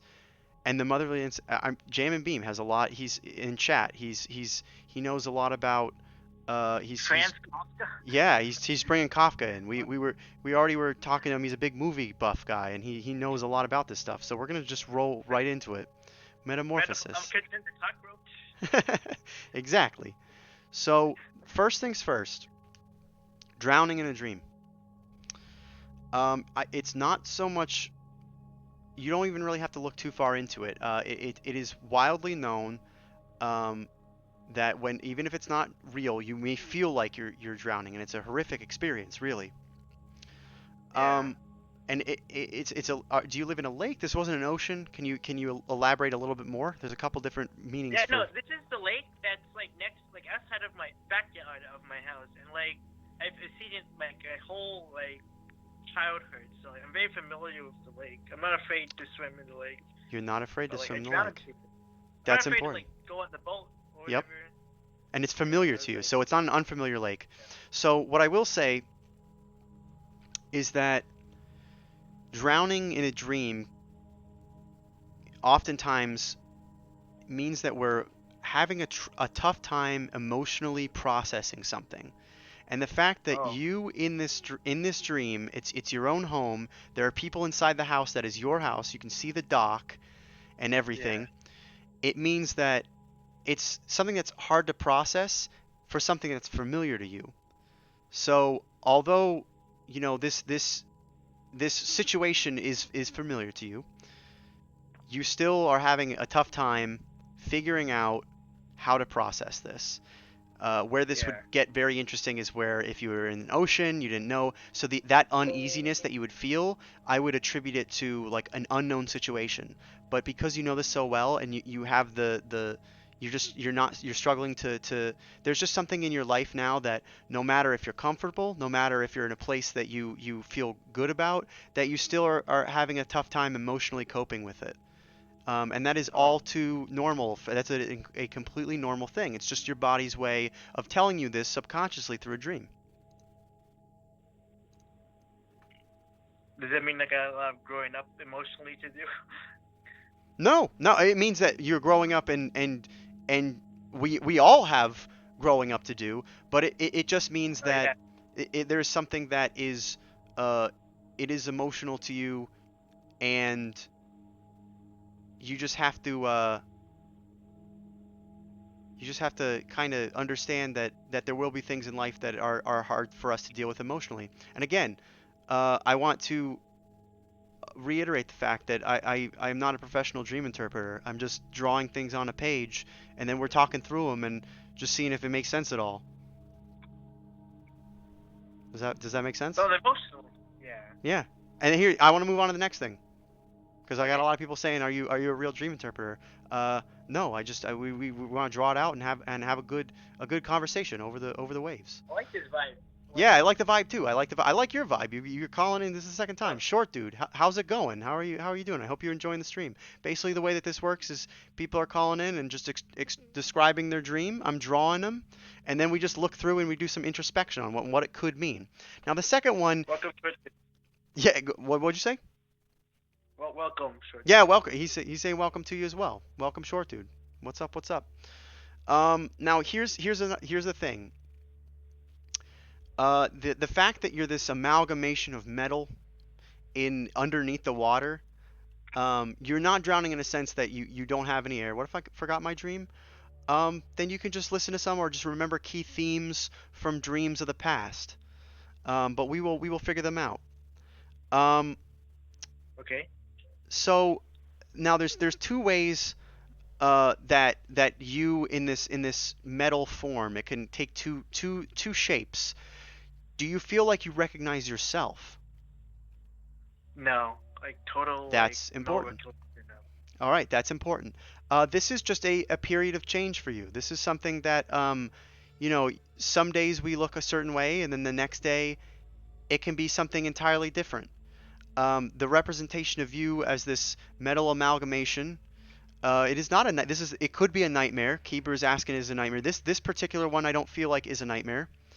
Um, I think that this is a you are looking at yourself and you're not recognizing yourself, and that's part again of kind of growing up. And even myself, I look at myself now and I look at myself 10 years ago and I'm like, I don't think I would recognize myself, and that's just part of growing up.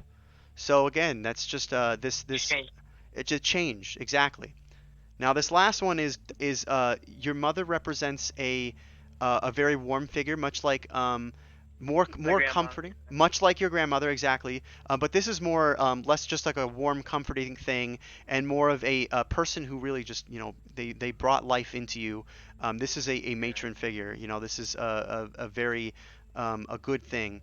And the specific around this can't call right now. Sorry, that's fine. Then just sit back and enjoy the stream and listen to what everybody says. Um, so the doctors and dreams, they represent a healing person. If they're not doing harm to you, that you talked about earlier. You Yeah. talked about. Go ahead. Yep.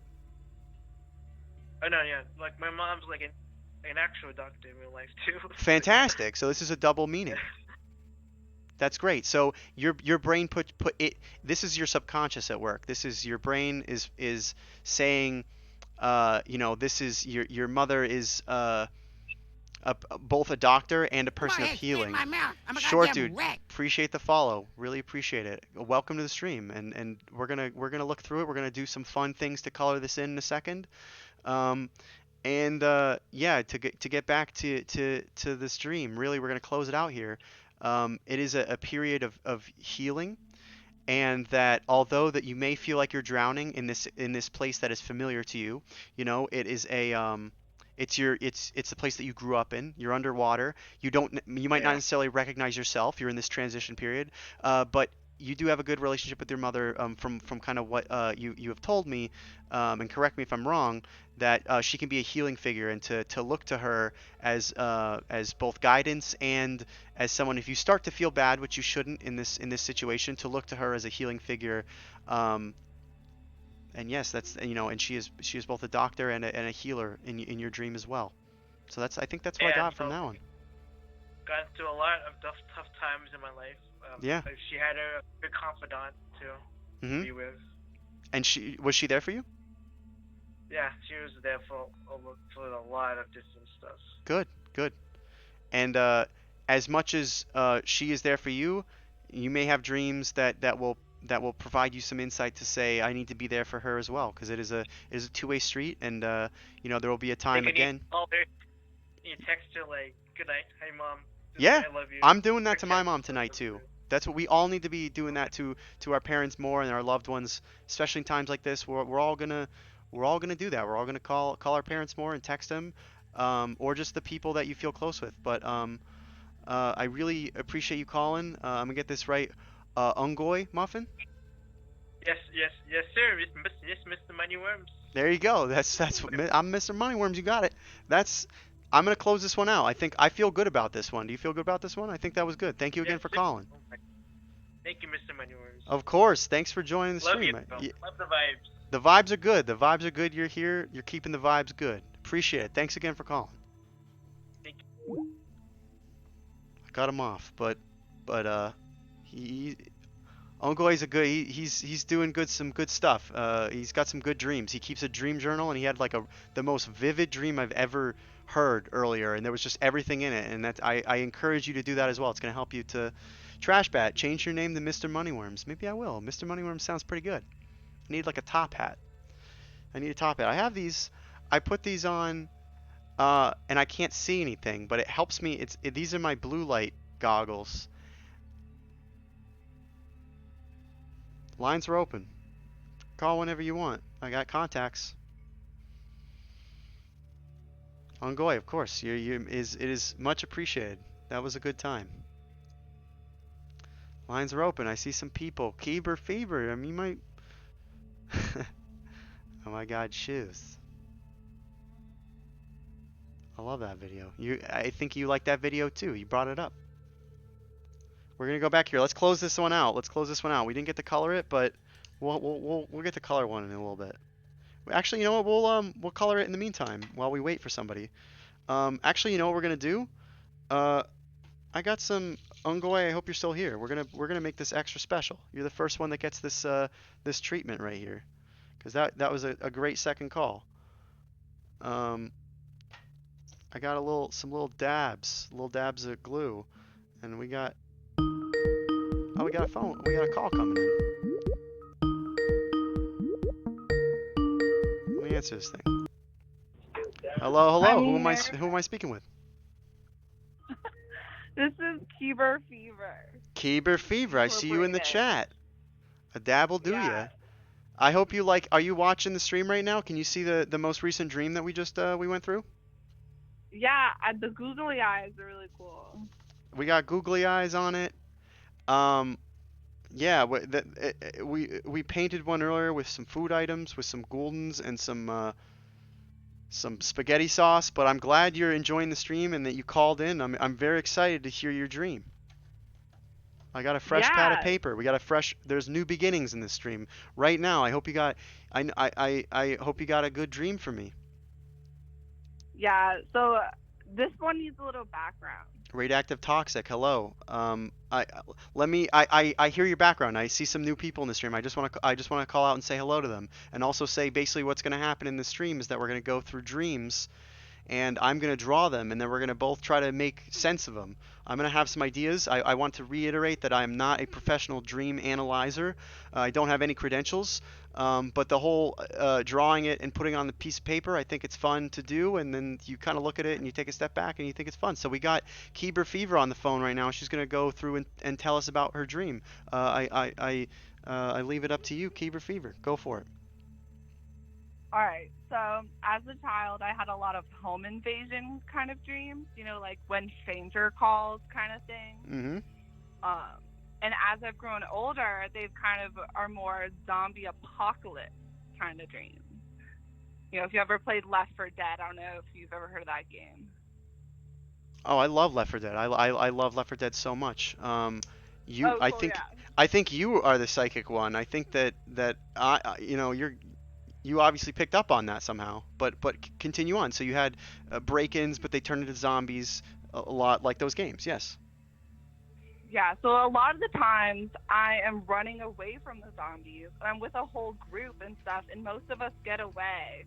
But in this one dream, I finally got away from the zombies, and only one other person from the group made it out. Okay. And we were seeking safe haven in this sort of like abandoned mansion. Okay.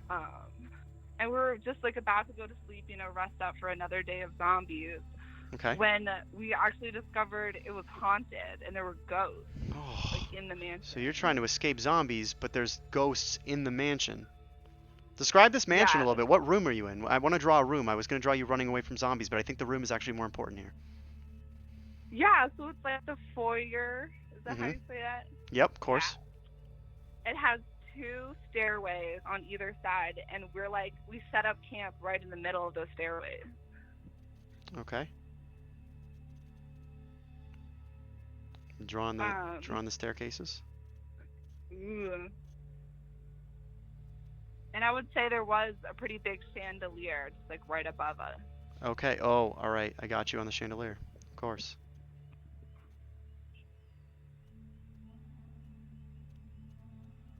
Now, this chandelier, was it on or off? It was like lightly flickering, like they were candles. Oh, there are candles. I'm gonna use a little bit of color on here. We're gonna use the yellow here. The yellow flames, little just flickering here. Yeah, it was perfect. Okay. And you're sitting in this foyer, and you have these two. I'm assuming you have just like a little kind of balcony area where you have, up here, and you have the space in between, and you have kind of. Was there like a back room underneath it? There, you couldn't see a lot. It was very dark. All the windows are boarded up because Okay. of the zombies. Windows boarded up, of course.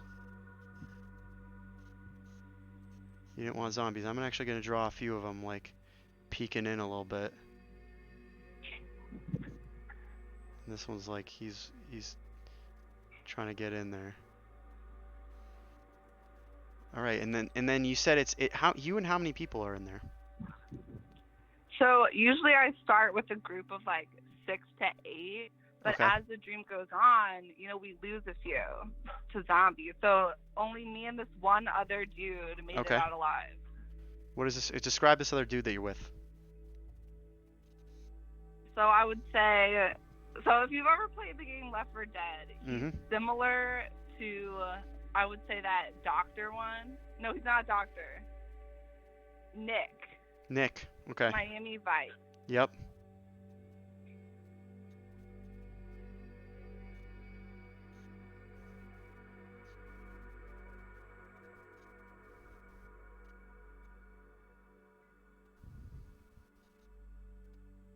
Yeah, he's got like the coat on. Okay, he's just chilling.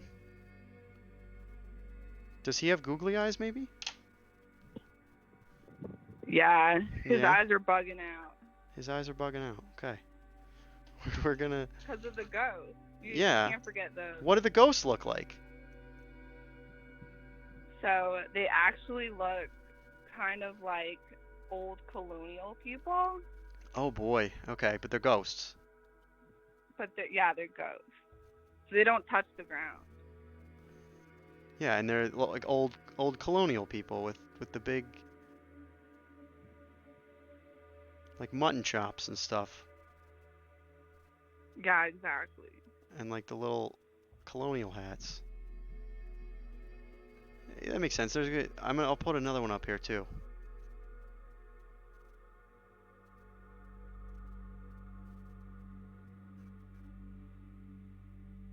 Oh yeah, that's perfect. Yeah, you can kind of see him up there. And really, like, his googly eye is so big it takes up almost his whole face. I don't know if that's accurate, but we'll figure it out. And then, of course, you. I don't know what you look like, but I'm gonna draw you, the best of my ability. And hair is always so hard to do. You are also kind of sitting there. Boom, just like that, just like that. There you go. And you're sitting there, and you're both in the foyer. Do you have googly eyes? No, I feel like I'm much more level-headed. Okay, That's how that's I've important. made it so far. That's important. It's very important. Give me anything more from this. We have a lot to go off of. We have a lot to go off of. I think maybe you'd have to draw our like knapsack. Now you got a Like we have knapsack. some pizza rolls. Okay, you got some pizza rolls, some like pizza. Are they like cooked? Did you cook them? Yeah, cooked pizza rolls. Okay.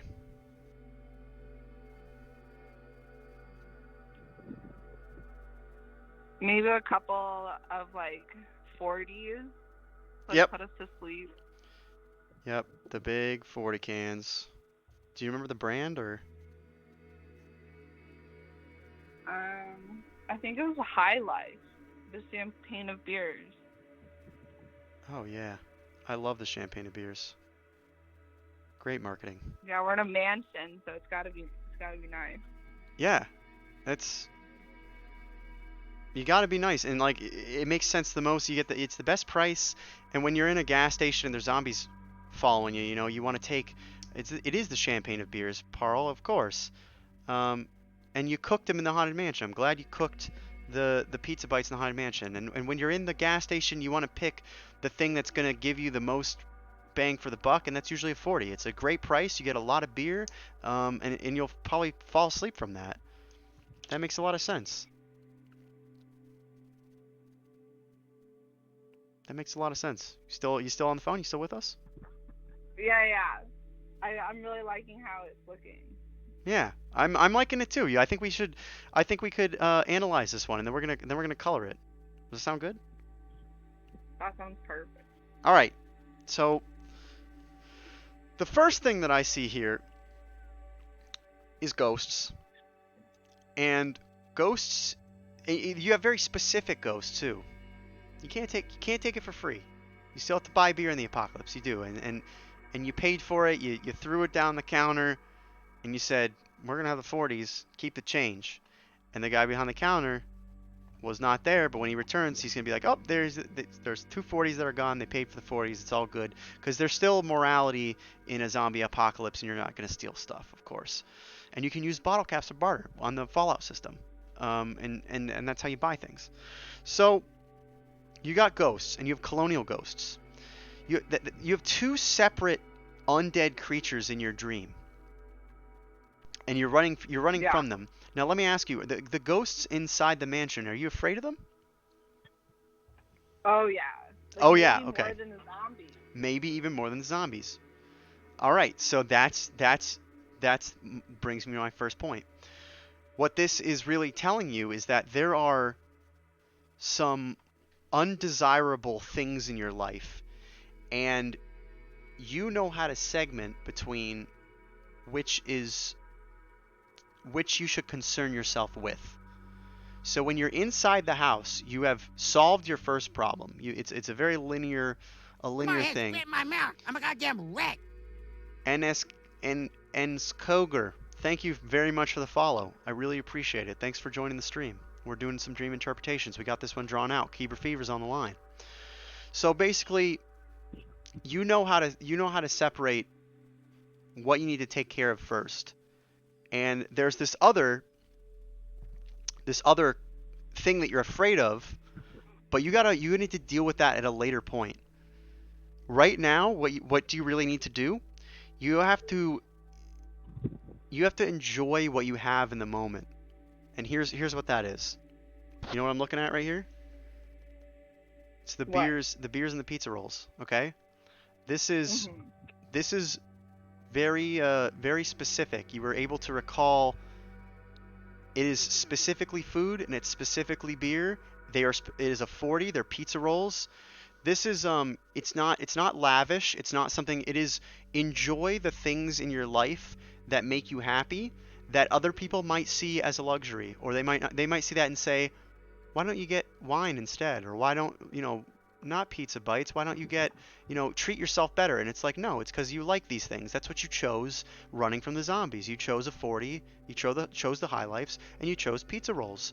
So really what that tells me is, one, you have a good taste in gas station foods, which is always a good thing. I do too. And two, to just don't fault yourself for sitting back and indulging in things that other people don't think is important, because it's important to you. Pizza rolls and high lifes are lit. That's what I'm saying too. Fuck those haters. We swore. That was our first F word the whole time. That's our first one. But okay, so those are 2 themes that you got going on. Is that you have you have to enjoy the things in life that other people might look at it and say, really? That's what you're gonna do with and you're like, yeah, that's what I'm gonna do. And it matters to me. So the last thing here, my bad, sorry guys. No, this is a mature stream. You gotta be 18 to call in. You gotta be 18 to hear the F word. There's no little kids in this one. The last one that I'm gonna talk about, Keeper Fever, is the chandelier. Okay? Oh yeah. Now I want you to come to this one on your own. I'm gonna start it off. The light is not entirely bright, but it's there. All right? Uh-huh. And darkness is a scary thing, right? Now Right. this whole situation would be so much easier if this chandelier was just well lit, everything's fine, you got your pizza rolls, you can see everything, but it's not.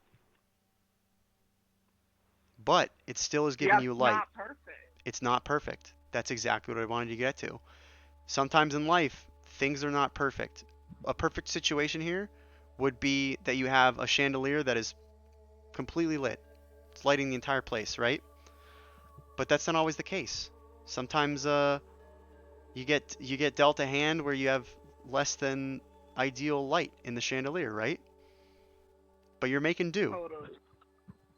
And the zombies are not there. They're not exactly, and the zombies aren't in there. You've boarded it up, you took care of it, and you have the little light that you have. Are you familiar with the story of Hanukkah?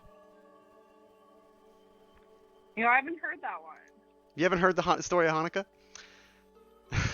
It's a good one. Long story short, oil in the temple, it was not supposed to last more than a day. And it lasted 8 days, and that's why you celebrate the fact that it was a miracle that the oil kept the candelabra lit for 8 days, and it wasn't supposed to. And you have to, that one day, they had so much excitement because the second day they came back and there was still light, they were happy from it. Much like in this scene that I drew for you, there's still happiness and there's still hope in that light. And every day that you get with that light, it's good. I think that message really applies, like, to the times. It does. Everything in these times can be explained from the story of Hanukkah. And that's a fact. So now I'll have to read more about it. you'll have to read more about it. So now what I'm going to do is we're going to spaghetti sauce one. All right, so now I know how to do it. I'm going to start this poll again. And we're going to color this thing. What are we coloring this image with? Again, you respond with the exclamation mark vote and then one of those 4 options. You don't need the little brackets by it. And we'll color this thing in there where we'll get it through. We got a vote for crayons from Jam and Beam. I like it.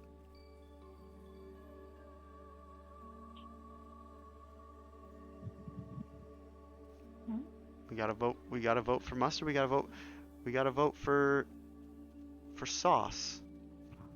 They're coming in. It's neck and neck. You want to see crayons too? I want to see some crayons too. All right, what I will say, we're gonna pop on an internet machine. I think I'm gonna close this one out. We got a split, so I'm gonna do mustard and crayons. That's what I'm gonna do. I'm gonna call this one. I'm gonna close it. I'm gonna complete it. And I think that's what we're gonna go with. So we'll start first with the mustard. What do you want to color with the mustard, Keeper Fever? You got I Goldens. think kind of the star of the show is the pizza roll. So you want to color the pizza rolls with mustard? Yeah. Okay. I like that. Is that it? Do you have any Dijon? I got spicy brown. But if you close your eyes and you think real hard, it kind of tastes like Dijon a little bit. Anything else? Anything else that I'm gonna color one more thing. I think that I would say these are kind of like mustard ghosts. Yeah. I think I like that. I'm gonna use this technique that we learned in Paris. Oh, that's a lot. A little goes a long way. We have to. This is gonna be a nice one to send. This guy's really globbed in there.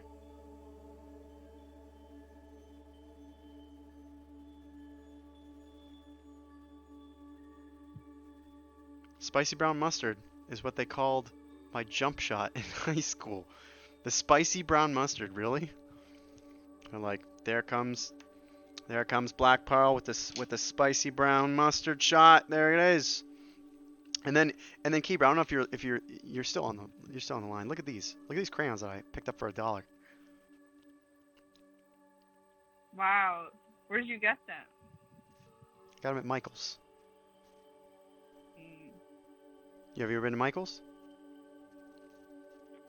It was in everything. I've been to Michelle's. Michelle's. That's also good. What color do you want me to use? I hope you can kind of see them. I kind of like the pink one. I like the pink one too. That's what oh, I touched the mustard there, and it happens.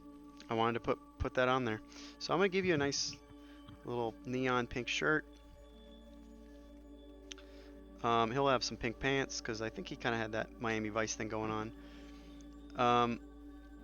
The mustard for Mosa Boba. How you doing? So good. It's so good. It's such a good mustard. I'll keep it right here. The Gouldens. They're gonna sponsor me someday. And then we're gonna do we'll do like the pink boards here. And I think this one's gonna round it out. And I hope you got some resolution from this dream. This one was a lot of fun to do. I'm gonna sign this one up. I'll send it to you. DM me your address. I'll send it on out there. Do you got any pets? No pet. I think you should get some and show them this and have them indulge a little bit. I'm gonna find a good. Okay, I'm gonna. maybe, Yeah. maybe like a hamster or something. Yeah, hamsters. Hamsters are kind of cool. I used to. You want to hear a Guinea good story about hamsters? I tried to breed them once, and they just kept dying. None of them made it. They never actually had any. They never had offspring. They got this thing called wet tail. It's just the worst. Wet tail. It happens. It's like they were just infected. They just poop themselves and they lose all their water. All right, that one was a lot of fun. Exactly. Rip all my hamsters. Kiever Fever, you have been excellent. Thank you so much. Thank you so much for calling in, and that was really fun to do. And we got to color with mustard, and that was fun. I'm gonna close out this line. That was 20 minutes. We talked for 20 minutes. That was a good dream. Thanks, Mr. Moneyworms. You got it. I'm the Mr. Moneyworms. That was a good one. Throw the gogs on. I will. I do this. I can't see anything. I can't see any of you. But there's a little bit more. I get to think inside my head more. But yeah, the lines are open. Let me go back to. I can't see anything. Hold on. Let me go back My here. head spit in my mouth. I'm a goddamn wreck. Alan Bama, thank you so much for the follow. Wiggles the gamer. Absolutely, you can call in. That's that number right there. Boom. We got a call in. We got a caller.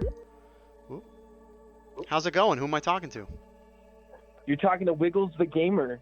Wiggles the gamer. How you doing? I'm doing fantastic. How are you? I'm doing good. I'm just trying to interpret some dreams tonight. I'm drawing with food items. We got some sauce drawings. We got some good dream interpretations going. Do you got a dream in mind that you wanna run through? Yeah, I have it's kind of a complicated one. I don't know if you can draw it, but it'll be a challenge. That's all right. I can try to draw everything. I drew a lot of abstract stuff earlier, and we came to some good resolutions. So, first thing I always ask, is this a recurring dream, or is this one that is a one-off that's just perplexed you?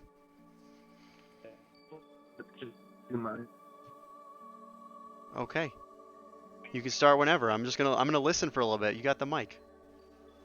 It was a while ago, so I don't remember it as vividly as when it first happened. But basically, so in the dream, I was eating a bag of banana chips, like a Ziploc bag of banana chips. Mm-hmm. And I went into a bank, and there was a bunch of little, mice, rat men, manning the bank. So I went into the bank, and I don't remember what I was doing, but I was, standing in line. Okay. Robbing, and the bath, and they took a bunch of gold. You're cutting out a little bit, so I'm gonna just draw the mice for now until you come back on.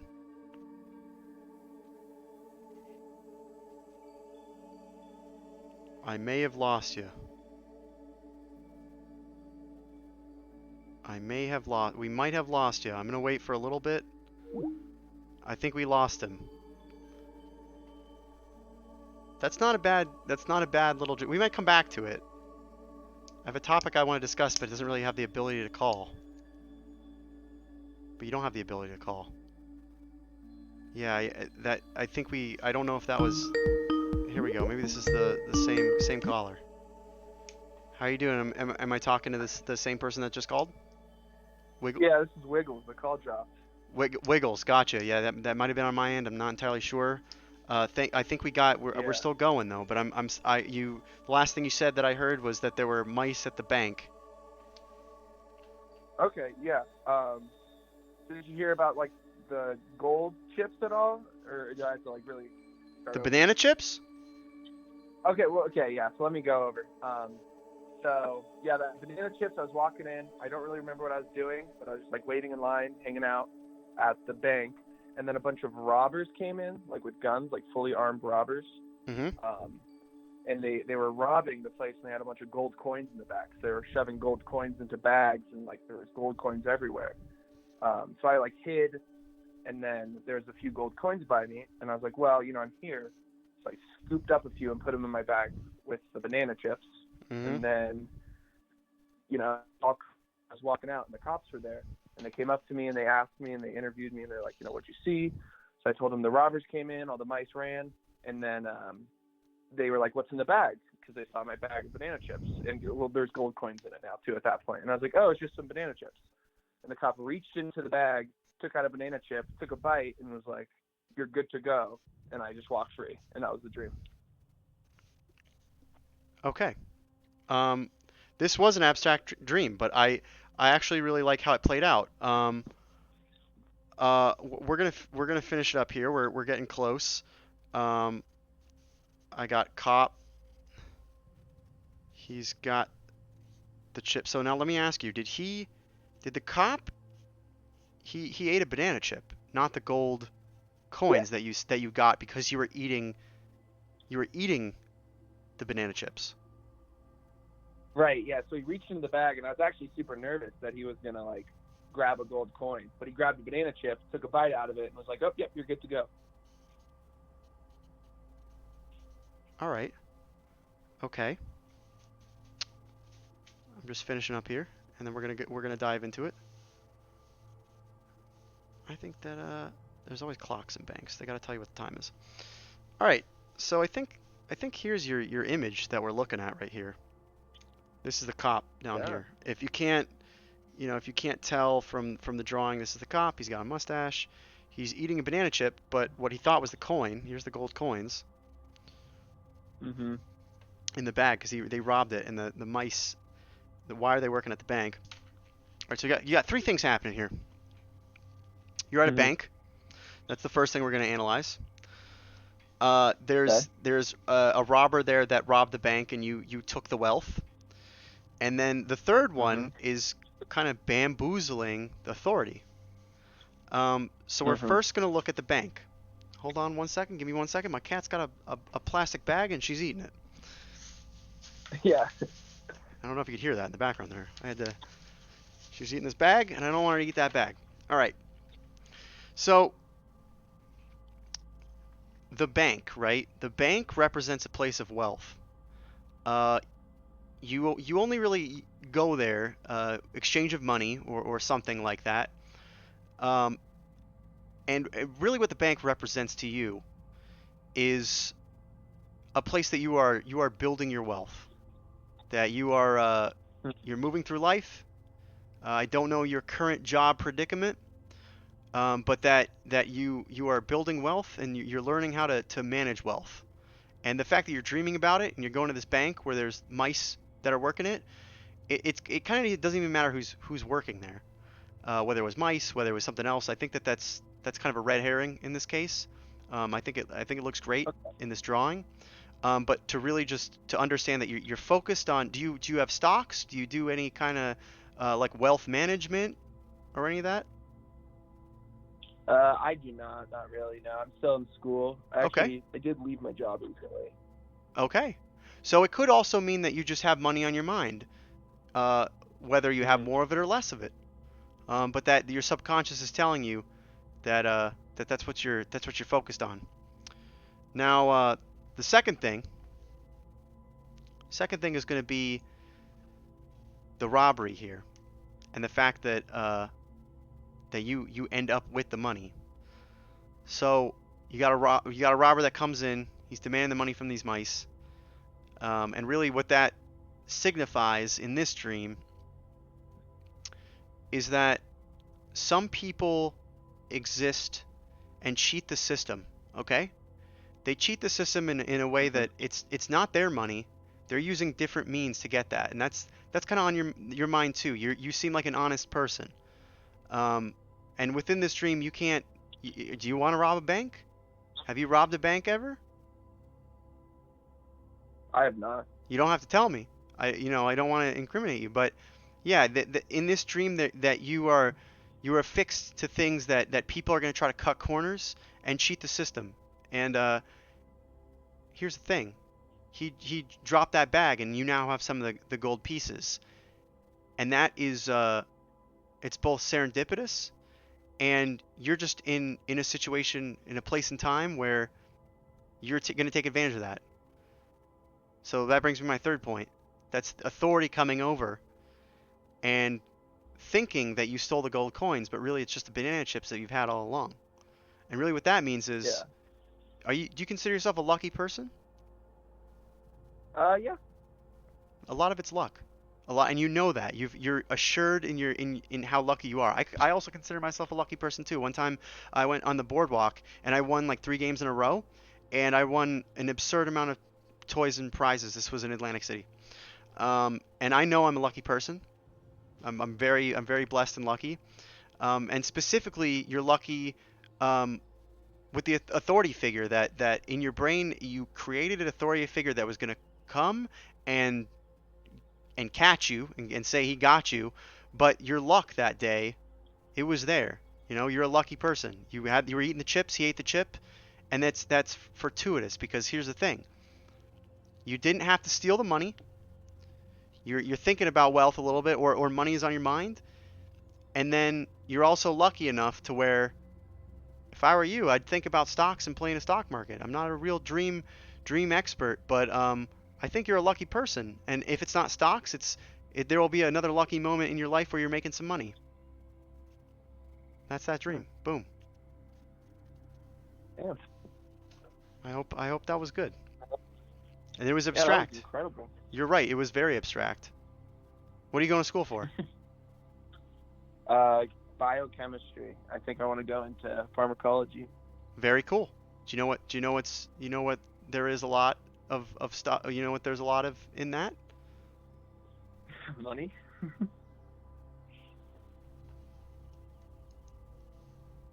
Yep. There's a lot of wealth in that. Oh, sorry. Yeah. There's a lot of wealth in that. That's exactly, and I'm proud of you for doing that. My brain was not big enough to study that kind of stuff. Wow, Alabama. He said, wow. Yeah. Good luck. Everybody's wishing you luck in chat.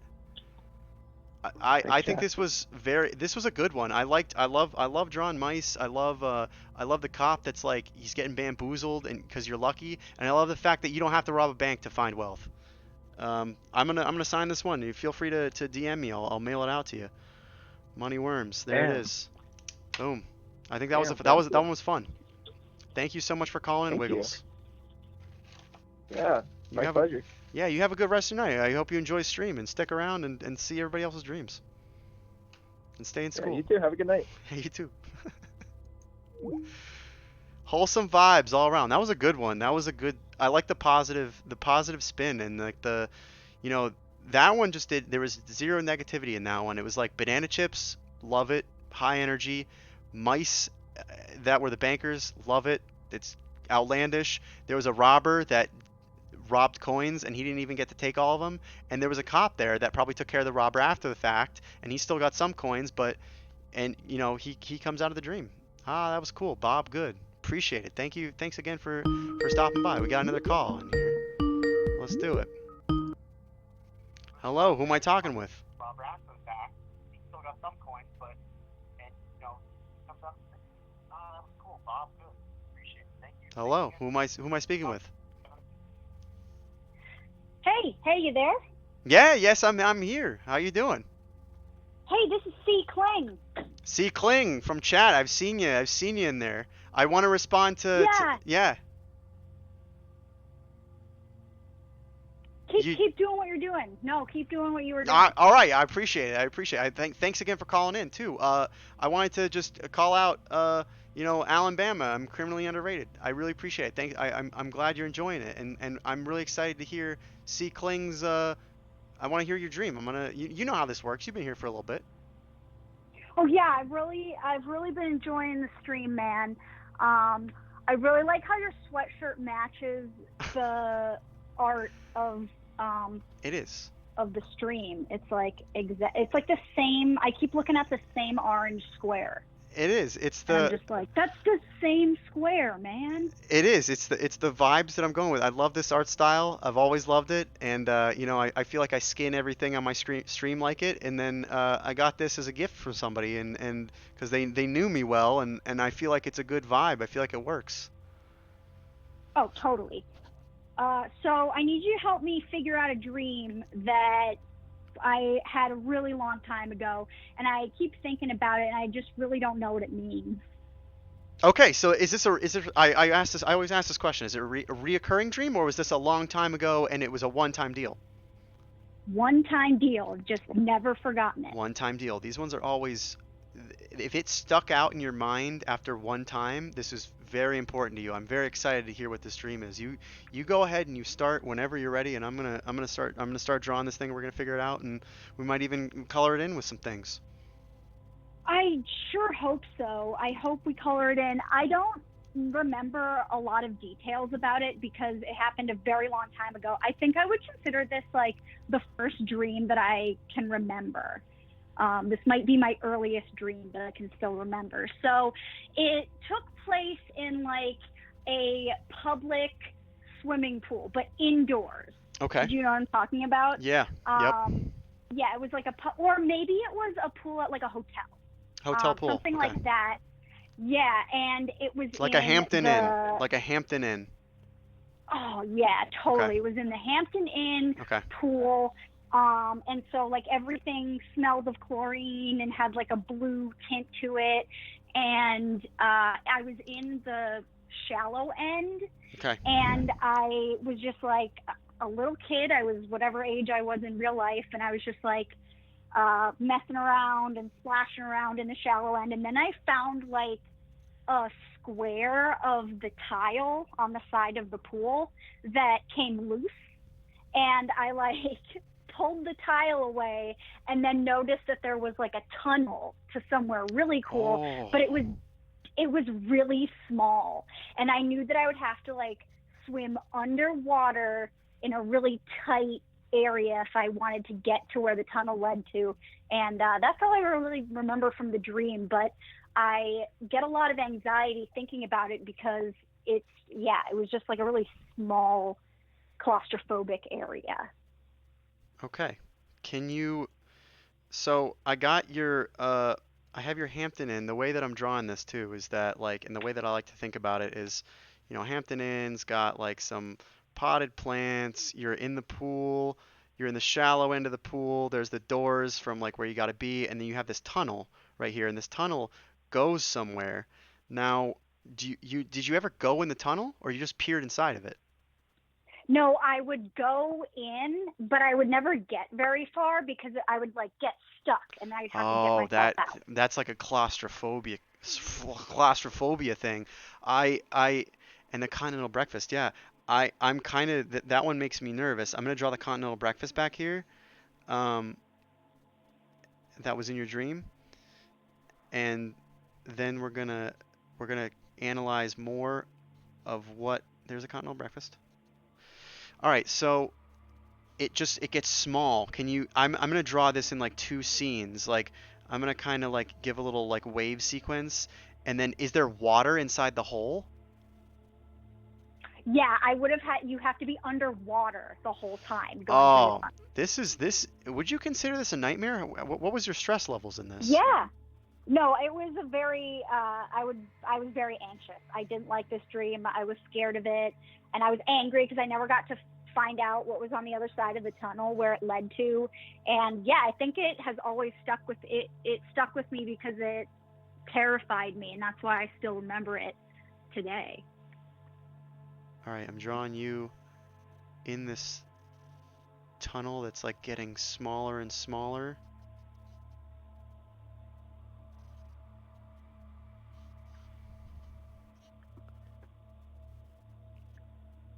My lights are flickering right now. I don't know why. All right, here's you. Here's you, and you're swimming, and you're in this like tunnel brick thing Yeah, that's going exactly on. what it looked like. That's exactly what it looked like, right? That's how you felt in it too, and it like kind of just Yeah. like goes on and. All right, so I'm gonna try to extract a couple things here. Water, that's essential. And you're not drowning Yeah, in the water. obviously. Mm-hmm. Like water is always such a big part of a dream.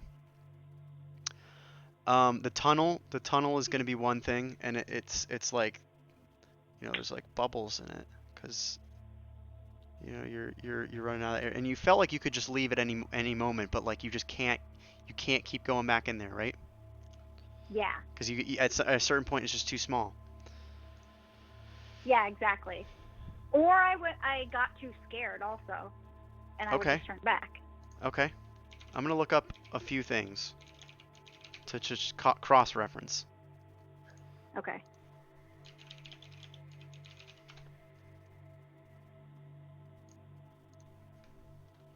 Now, what age would you say?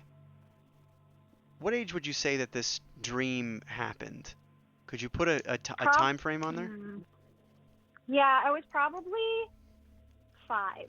5. Wow, that could be like one of your earliest memories. Yeah, I said that earlier. That's right. I think I can consider this. This is definitely the first dream that I can still remember. All right. We're gonna look first at the tunnel. Okay, that makes sense. Now, tunnels, because it was just one, it represents a goal, okay? It represents a clear goal for you. Come on ahead, spit in my mouth. I'm a Wiggles the goddamn Gamer, rat. I really appreciate the follow. Thank you so much for following me. What I would say is it is a single track goal. And as a child, that's kind of how your brain works, right? You're not at the age yet where you're juggling multiple things Come at on ahead, once. spit in my mouth. I'm a goddamn No rat. pard. Really appreciate the follow. Thanks for following. It doesn't represent anything more than a single track. A single track, and when you're a kid, it's like you have something in mind. That's what you want to do. But here's where it gets interesting, all right? Are you following me? You're still here, right? Oh, You're yeah. still following me. Oh yeah. All right. I'm ready for this. So this is where it really gets interesting. This single track, you never got to the end of it. And what that's telling you, you have this hunger to get to the end. Like you said it over and over. You're like, I kept wanting to figure out what was at the end of it. So it's like it was you as a child. This was your ambition. Come where on you're ahead, like, spit in my mouth. I'm a goddamn Chagola, rat. thank you so much for the follow. I really appreciate it. It was you wanting to close out this tunnel, and you were exploring it, and you wanted to explore it. You kept going back for it, but you only had a limited amount of time because you can't breathe underwater, and you get to a point where you're too small, or you're too big for how it is. Now here's what I would do if I were you, and this is just number one, is to really practice lucid dreaming. And this is fucked up. You're the second person within a 48-hour period that has told me I need to learn to lucid dream.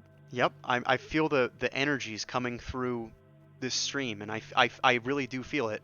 Oh, it's crazy. Okay, go ahead. Anytime, always supporting. Appreciate it, man, for sure. I hope that you really enjoy the stream. So, it's what I would do is you need to practice, because we're gonna dissect the rest of this thing. Let's look at it again. let's go to the it's a water dream, so let's do the underwater thing. Got the little money worm up there. So I would say what you want to do, and lucid dreaming, Chagola down there is asking what, lucid dreaming, what is it? It's basically and C Kling, I'm gonna kind of tell it to you as well. It's understanding that we can know that we're dreaming, and we can alter the dream and alter the things that would have otherwise just prevented us from going further in this tunnel. So what's going to happen? You're going to get good at lucid dreaming. You're going to have this dream again. You're going to set up the exact scenario, and then instead of you doing anything else, because you want to keep this single track, you want to keep it as close as possible as you can to this childhood memory of yours. You don't want to alter it to the point where you're making things up, right? You want to figure out what this dream meant. I'm going to go back to it. Yeah. What you don't want to do, this is what I wouldn't suggest, is that you give yourself, or you give yourself another tunnel, or, you want it to be exactly how it was. So what you're going to do is you're going to make yourself smaller, and you're going to understand that you can breathe underwater. You're going to take that, you're going to have endless breath, so you're not going to be worried about that, and then you're going to get as small as you can be, and you can just keep getting smaller and smaller and going through that tunnel further and further, and you'll be able to get through that tunnel, and you're going to stop being like, what the hell is at the end of that tunnel? And it's going to give you the most genuine, from when you were 5, you can set the scene exactly, and you're like, when we're dreaming, we use so much more of our brain, so you're just going to you're going to be exactly that age, you're going to have the exact same situation, but you can get as small as you can, you're not altering the dream at all, and then you can really find out what's at the end of that tunnel, and that's what you need to do. Now that's the surface. What do you think of that? Yeah, I completely agree, and I'm really excited to learn a new skill like lucid dreaming during quarantine, because why not? And I'm really excited to get to the bottom of it, or the end of it. The end of this tunnel. As it were, yeah. And what you're going to do, I'm going to address no part down here. Can we post a dream?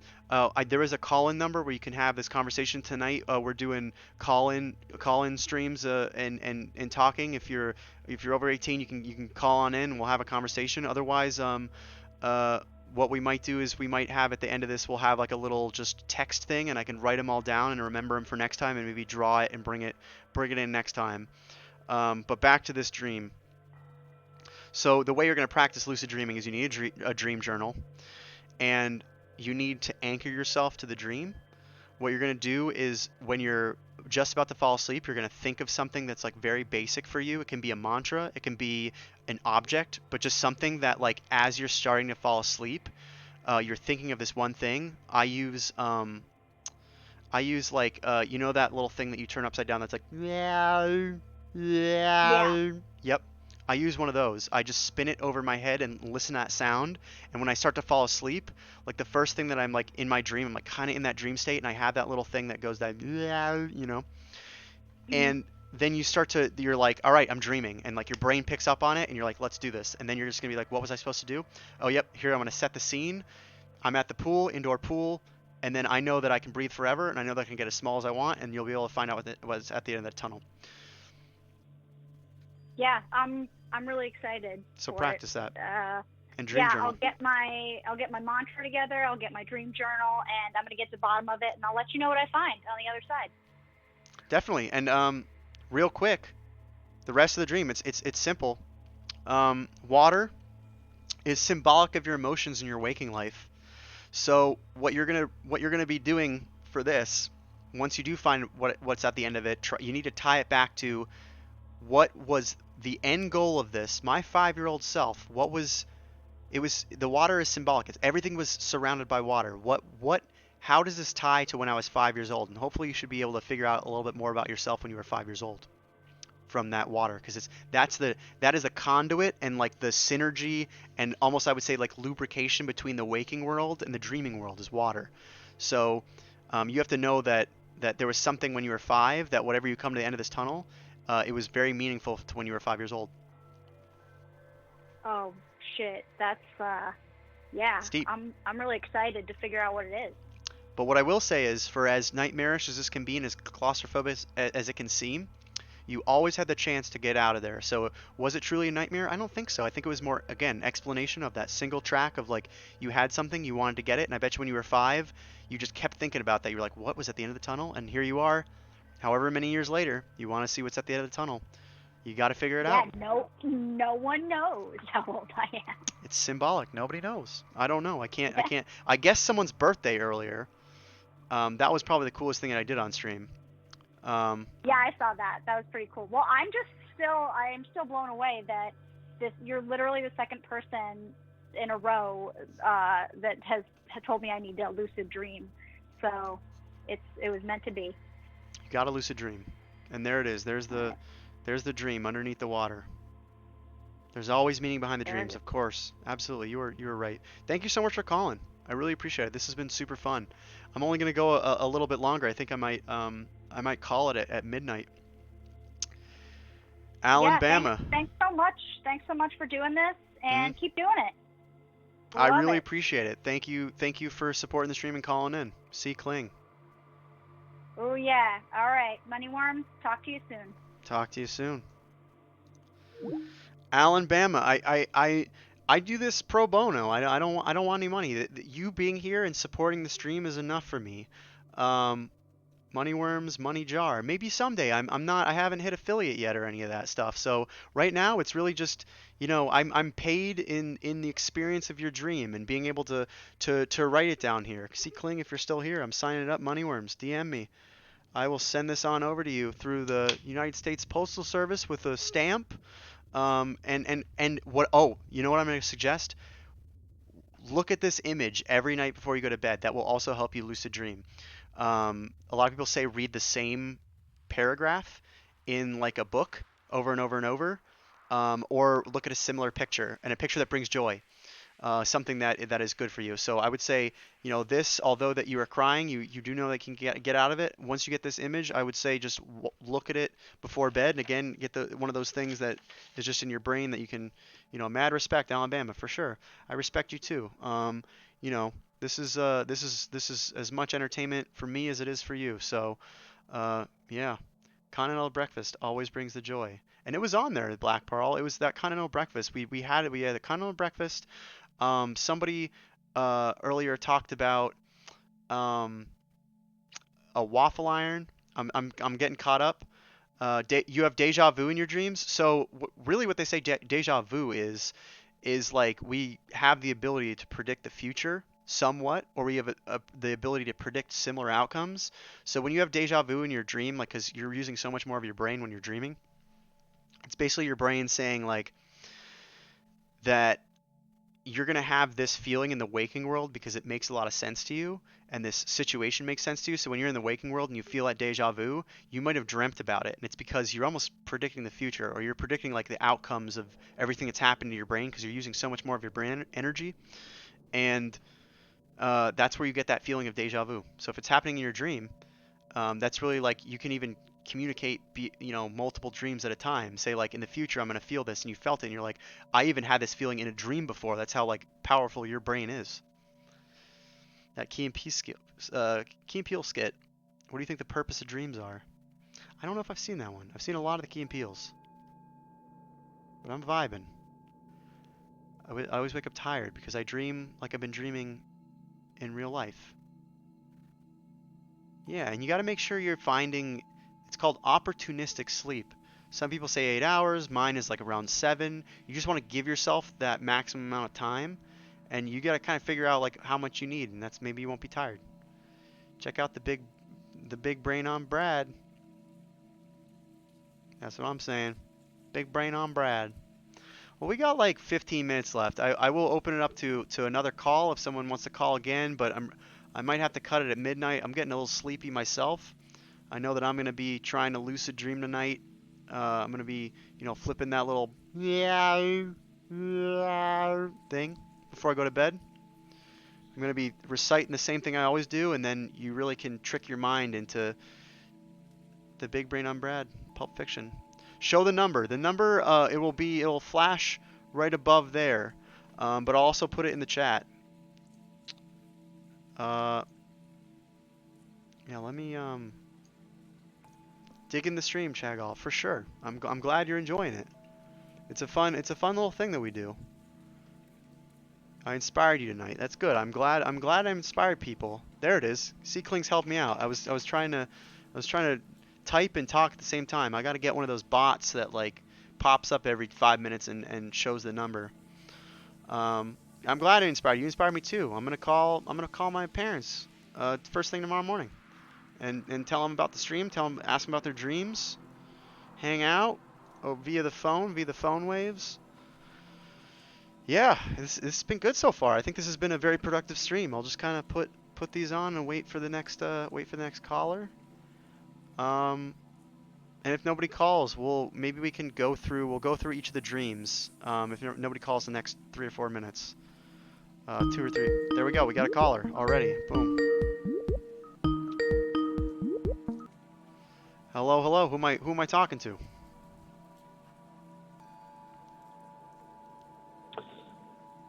Yeah, I'm Nick from the U.S. Nick from the U.S. Cool.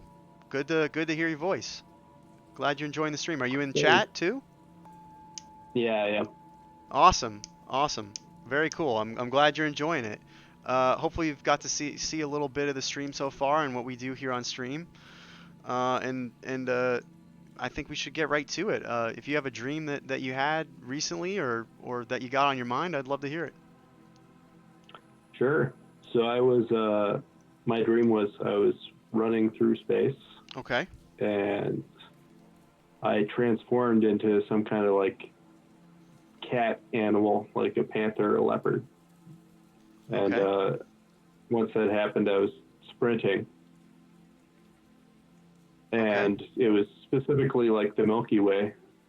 Okay. And I ended up sprinting towards, I guess, Mars, the planet. Okay, yep. Yeah, and that was pretty much the dream, but that's good though. Vivid dream I've had. That's a good vivid dream. I'm gonna draw it and just talk as I'm drawing. I like this. I like this for a couple reasons. So I got the galaxy back there. I like this for a couple reasons. You told so much in like 30 seconds, which is great. A lot of people come on here and they give me every little detail. So, which is also fantastic. Everyone likes to kind of, draw or talk about their dreams in their own way. I'm gonna draw you running here through it, and then I'm gonna have you transforming. Okay. I'm gonna have you transforming. Here you are running through space. Got you like kind of running, right? Boom, you're running through. I don't really know what you look like, but I think that makes sense. And then I'm gonna have you just. Enough. And you said you transformed into like some sort of like a cheetah kind of thing. Yeah, like a leopard or a panther or something. Okay, I don't really know. Leopard, panther. Yeah, whatever. We're going like. Just like this.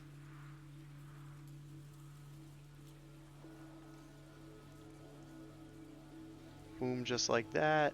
You got some of that going on. Your cat, you got the claws.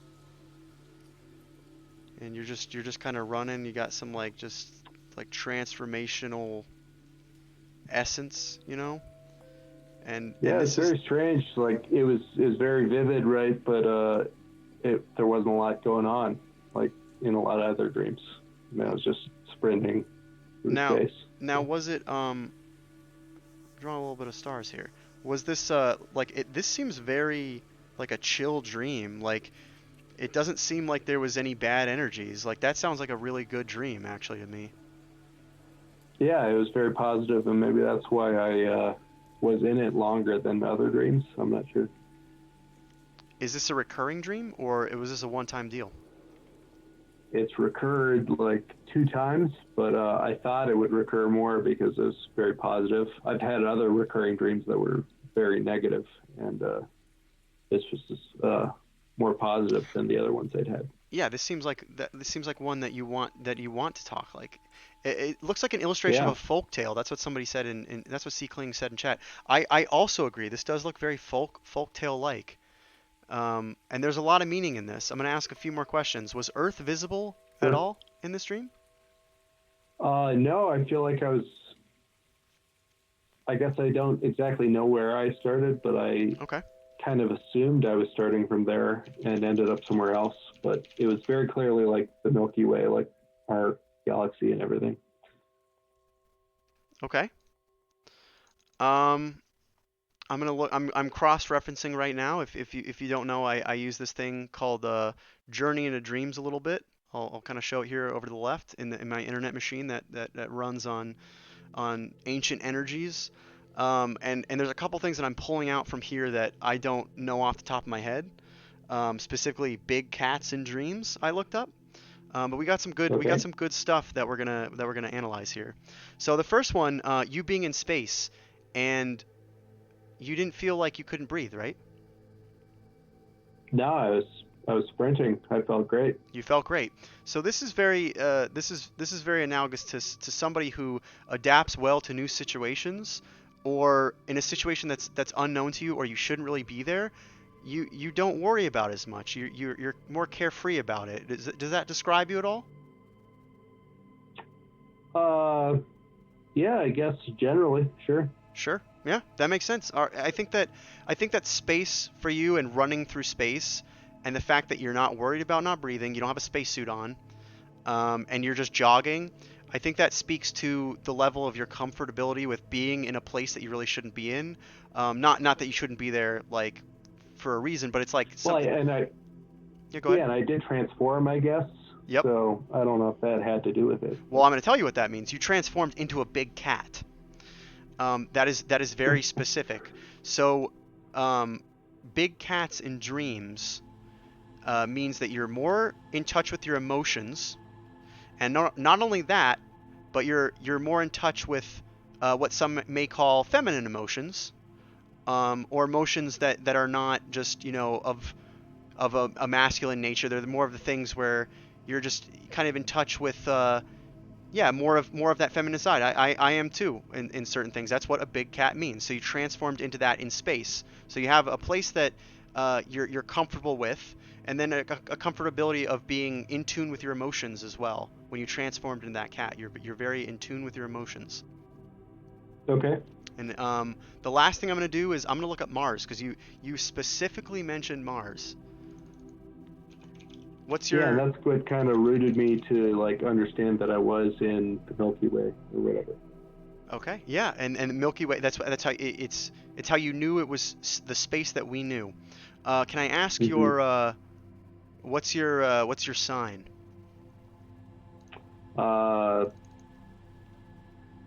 Sagittarius, I guess, like Western sign. Yeah. Yes, the astral sign. Yep. I'm just seeing. All right, so if it was Jupiter, I would have said something. Otherwise, but I think that Mars, in this case, it represents. This is very interesting. It represents masculinity. So you have this dream where you're running in a place where you're comfortable with it. You change into a large cat, but also Mars represents masculinity, not in the aggressive sense, and not in violence. Depending on the situation, can also have something to do with life and death. I think in this case, since you have the big cat, it's masculinity as well. Someone wants me to ask you, what do you do? Do you do anything particularly before having these dreams, or just everything? It's just normal, going to bed. It's been a while, and it was something that, like I said, it recurred maybe a couple times, but since then, yeah, I can't really remember if I did anything specific. Gotcha. I'm gonna flip over here to the underwater. I think really we can close this one out. Yeah, you are running. You're comfortable. You're adaptable. The changing into a cat, you're in tune with your emotions and your understanding of your emotions. And I think that Mars really means your understanding of your emotions that may be, emotions are a spectrum, and they are felt on both the feminine and masculine side, but that you're in tune with both of them. You seem like you have, I want to say, just a really solid understanding of your own emotions, and you have a solid understanding of where you're at, and you're comfortable with them. This is a very, very good positive dream that you keep having, And I would say if you can lucid dream, to set the exact same situation. You're comfortable with shape shifting into a large cat. Mars is in the distance, and to remember next time if there's anything else about it, because I think that this journey is not over. There isn't a resolution at the end of this. You're still the cat. Maybe you change into something else. Maybe you see a different planet that will also tell you a different thing about yourself, a different a different range of emotions. But this is a very positive dream, and you should not be afraid to dive back into this space running transformational dream into a cat into space with planets all around in the Milky Way galaxy. I hope that is somewhat eye-opening to you or makes some sense at all. Yeah, definitely. Do you have recommendations for lucid dreaming? Yeah. The first step, and this is, it's wildly available online. I would say the first one is to keep a dream journal, Mm-hmm. because the more and more that you Okay. can remember your dreams and write them down, it's kind of like priming your brain for it. The second thing I did mention earlier is that, like, when you're about to fall asleep, to think of something over and over. My thing that I use is those little things that you tilt upside down and they make that like meow, meow sound. Like there was like a kid toy that did that. It could be anything. It could be like a balloon, just something that is like you do it every night before bed, and every time before you start falling asleep, you really just want to be thinking of that thing, because that's going to bridge your awake mind and your dreaming brain. And that's going to get you to understand, like, yep, I'm dreaming and I can do what I want.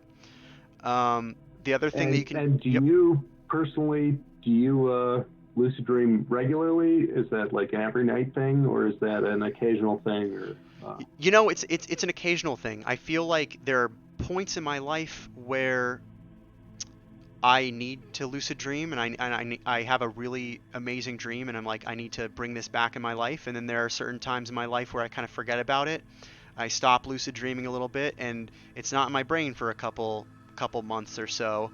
But I think once you kind of know how to do it, and you start to do it more and more, I would say that it is very good for you, and it's good to be able to control your dreams. But like I said to the previous caller, you don't want a predetermined dream. You want to use it to, like, my mirror. I'm a goddamn rat. Small Star. I really appreciate the follow. Thank you so much for following.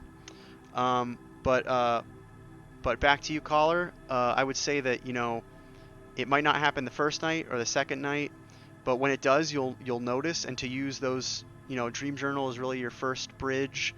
And when you're falling asleep, to think about something that you do every night, to try to, like, the whole idea is when you fall asleep to be thinking about that thing, and your awake brain can say, I'm dreaming now, I control the dream, I'm gonna guide this dream.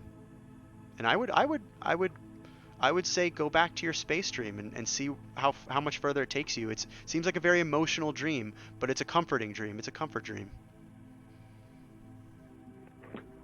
Yeah, awesome. Well, hey, I appreciate it. Thanks for talking to me. Hey, thanks for calling. Call anytime. I like as much people asking me questions as I ask people questions. So, absolutely.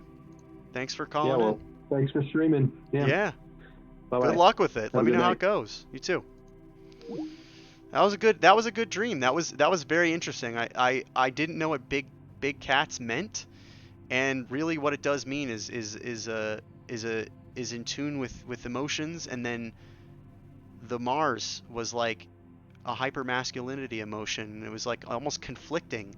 But I think the whole thing was you're just comfortable being in space. I'm gonna draw this one up. Feel free to DM me. I'll send it to you. I said this to the other person too, that called me, C. Kling, beforehand.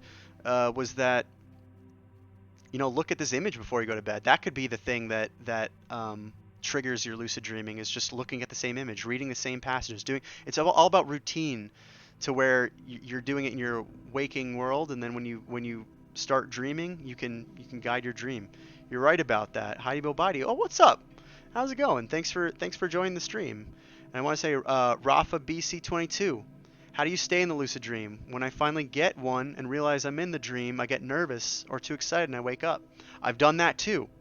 Sometimes, I'll just be quite honest. Sometimes your awake dream or your lucid dreams will get the best of you, you get too excited, and then you wake up and you can't fall asleep back again and lucid dream again. That's something that I would, I want to say in this stream, I'm not a professional dream analysis person. Really, the point of this is to get your dreams on paper, and then we can look at it and try to draw some things from it and see if any of it's right, right? I don't have the answer for lucid dreaming. Obviously, if you can lucid dream, you're doing pretty well. So what I would say is, you know, use the internet on that one. I don't have you're here, and I feel like that's the level of my expertise. But I appreciate I really do appreciate it. It's midnight.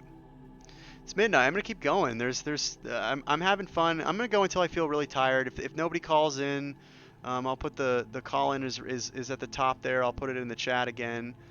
If nobody calls in, I might just go through all the things again. And here we go. We're gonna get this in here.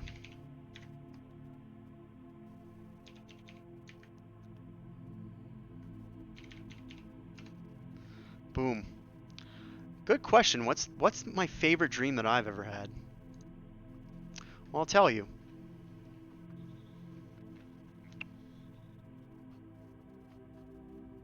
I'm gonna put these on. I'm gonna think back to my favorite dream. It's not a lucid dream. Give me some time to sift through my brain and subconscious. And it won't be my favorite dream of all time. I got it. Yep, I got it. So I had this dream when I was like probably 10 or 11 years old. I was playing a lot of Legend of Zelda: Ocarina of Time. It's one of my favorite games of all time. I think it's top 10 games, top 5 probably. I have more things, Christian. 3 more follows to 100. Should I just stay up till 100? I'm gonna go back to my. I'm gonna talk for a little bit. I'll keep this dream short. So Legend of Zelda, right? You remember Hyrule Field? Remember how like beautiful it was to just be out in Hyrule Field with the sun comes up. I'm riding on Epona. I had never been on a horse. Never been on a horse, but I'm just riding Epona through Hyrule Field. Come to the gates. Zelda's just chilling there. I was a nerd back in the day, you know. I was just happy to be in a video game. I was like happy to like. I was just, you know. Ocarina's the GOAT. Exactly. That's the truth. It really is the truth. Yeah, I'm riding through the field. The sun is up. The sun's just not going down. You know how the sun goes down and all the crazy undead things come out? Wasn't happening. I get there. Zelda's there. She's like, hey, we're going to go into the castle. We're going to go hang out.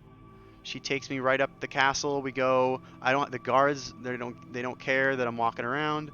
We go out into that little like area with the like all the flowers and stuff where you can look through and you see the guards and you see Ganondorf take it. You know, he kneels before the king and really he's gonna overthrow it. No spoilers because this game's probably going on. Gosh, it's getting up there. I'm getting old. But we just chill. We just sit out in the field, in that little field where you first meet her, and we just kind of hung out. And I liked it because I was in the video game, and like that was before VR and all that stuff. And yeah, that's like one dream that just like sticks out in my mind. Was just like, and sometimes I think about it. I'm like, that was a happy moment for me, being able to, you know, go back and be there. I have some nightmares too. We want this stream's been real good with positive vibes. Nobody's called in with a nightmare. I have a Legend of Zelda nightmare too that sticks out in my mind. It is like horrific. I woke up like sweating. I think it was a fever dream, but there were some redeads and it was very dark. Such a beautiful dream. Wiggles the gamer. Exactly. Like it was serene.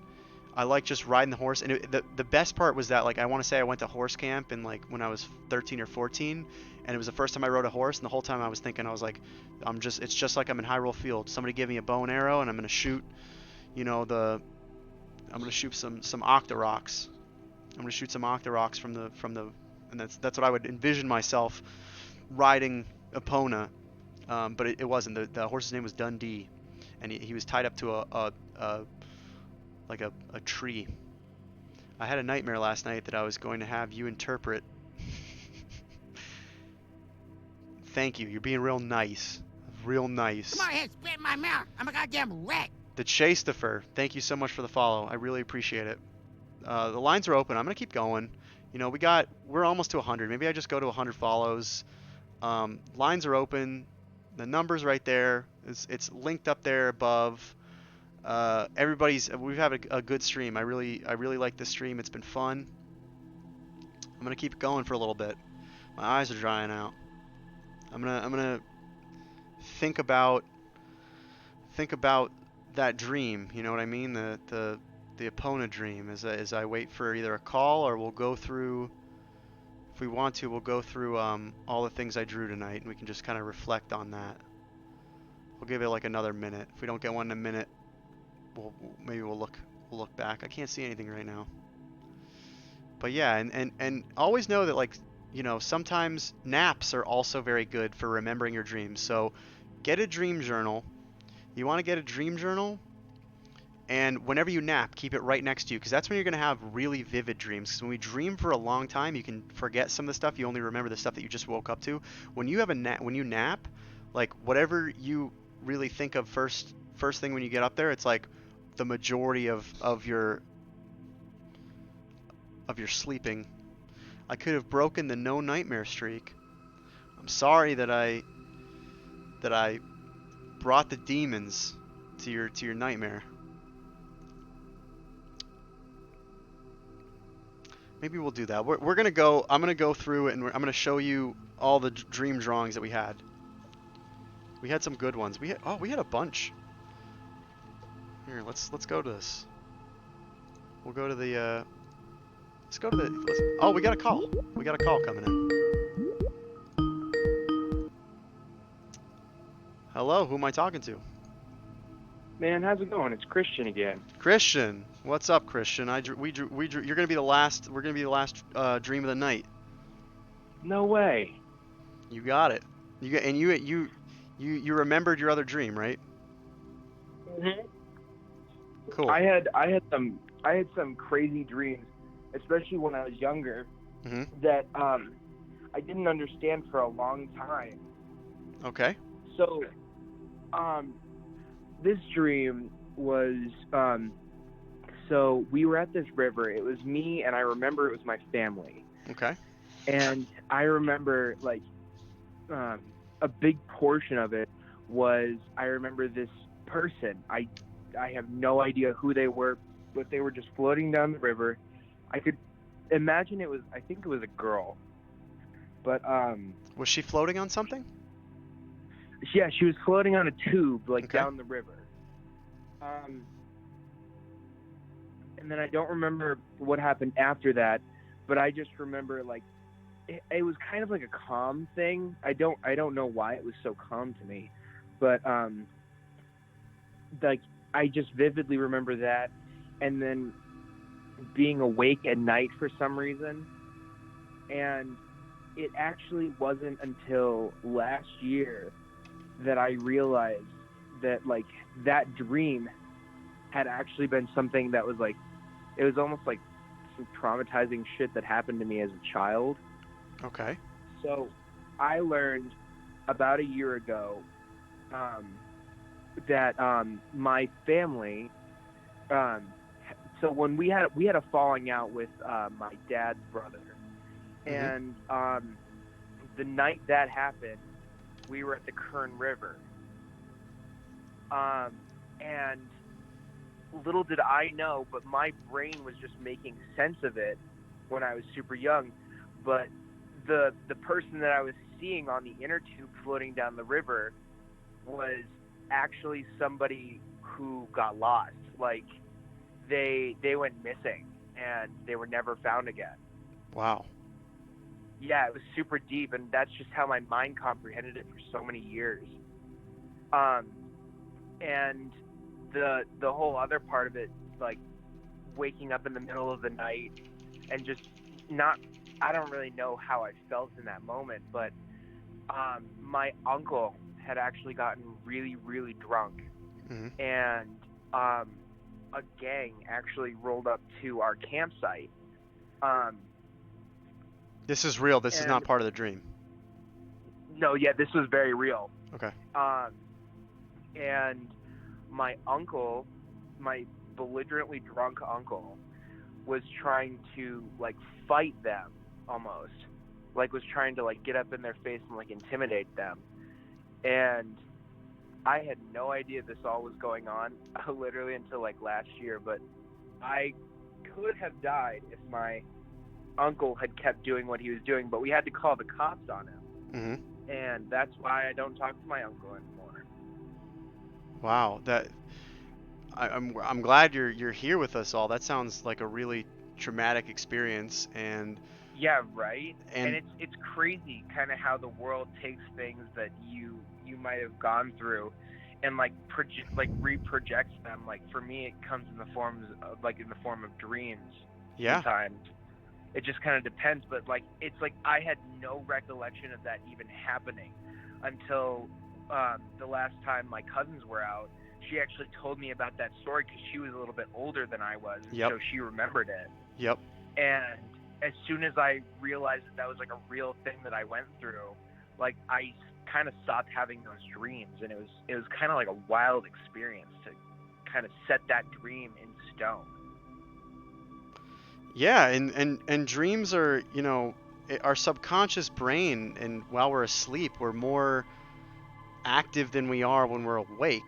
So the way that your brain and you're dealing with these in your dream state, and it's making up a lot of things that you don't really think about until you look some of these things up and what these things mean, and when you realize that person in the tube was someone who went missing, and all that kind of stuff, you realize it's like it is things that you forget about or you don't think about when you're awake, and then your dream, when your brain is that active, it really starts to fill in the gaps and fill in the holes. So I think that's why dream interpretation is so important, and it could be really helpful. Yeah, it's crazy. Like, I mean, even through dreams, I started realizing things too. Like, when I was younger, Wild I kept ride indeed. having. Hmm. Oh, No, say that again? a lot of people in chat are like, that was a whoa, that's wild. You're a lucky one, and the wild ride. I completely agree with them. I think this is to the situation with you and your uncle. I'm sorry I just wanted to address chat a little bit. No, absolutely. Thank you, chat, Yeah. for sticking with me and vibing with me through this. Yeah, like, they're vibing. It was like kind of a lot, but like it was kind of cool to like kind of relive. But so another thing I was thinking about is like, so I'm on the LGBTQ spectrum, I would just say. Mm-hmm. And it was kind of weird thinking back to like the dreams even that I had as like a little kid of like different things and like different scenarios playing out in my head. And it's weird how that kind of shaped me into the person that I am today. I was thinking about that the other day. I was like, how my dreams were when I was a kid. I was like, that's kind of weird, because like even before I knew what sexuality was, like 10, 11, 12, like there was no real gauge. Like I didn't know, but it just kind of it kind of showed itself to me through my dreams. Mm-hmm. Absolutely. And so, like, as I started getting older, I kind of started realizing it more, and I was like, holy shit, like, your dreams not only tell you, like, it not only, like, projects to you, like, it kind of just does, it shows you what you need to see, is what I feel. Yeah, absolutely.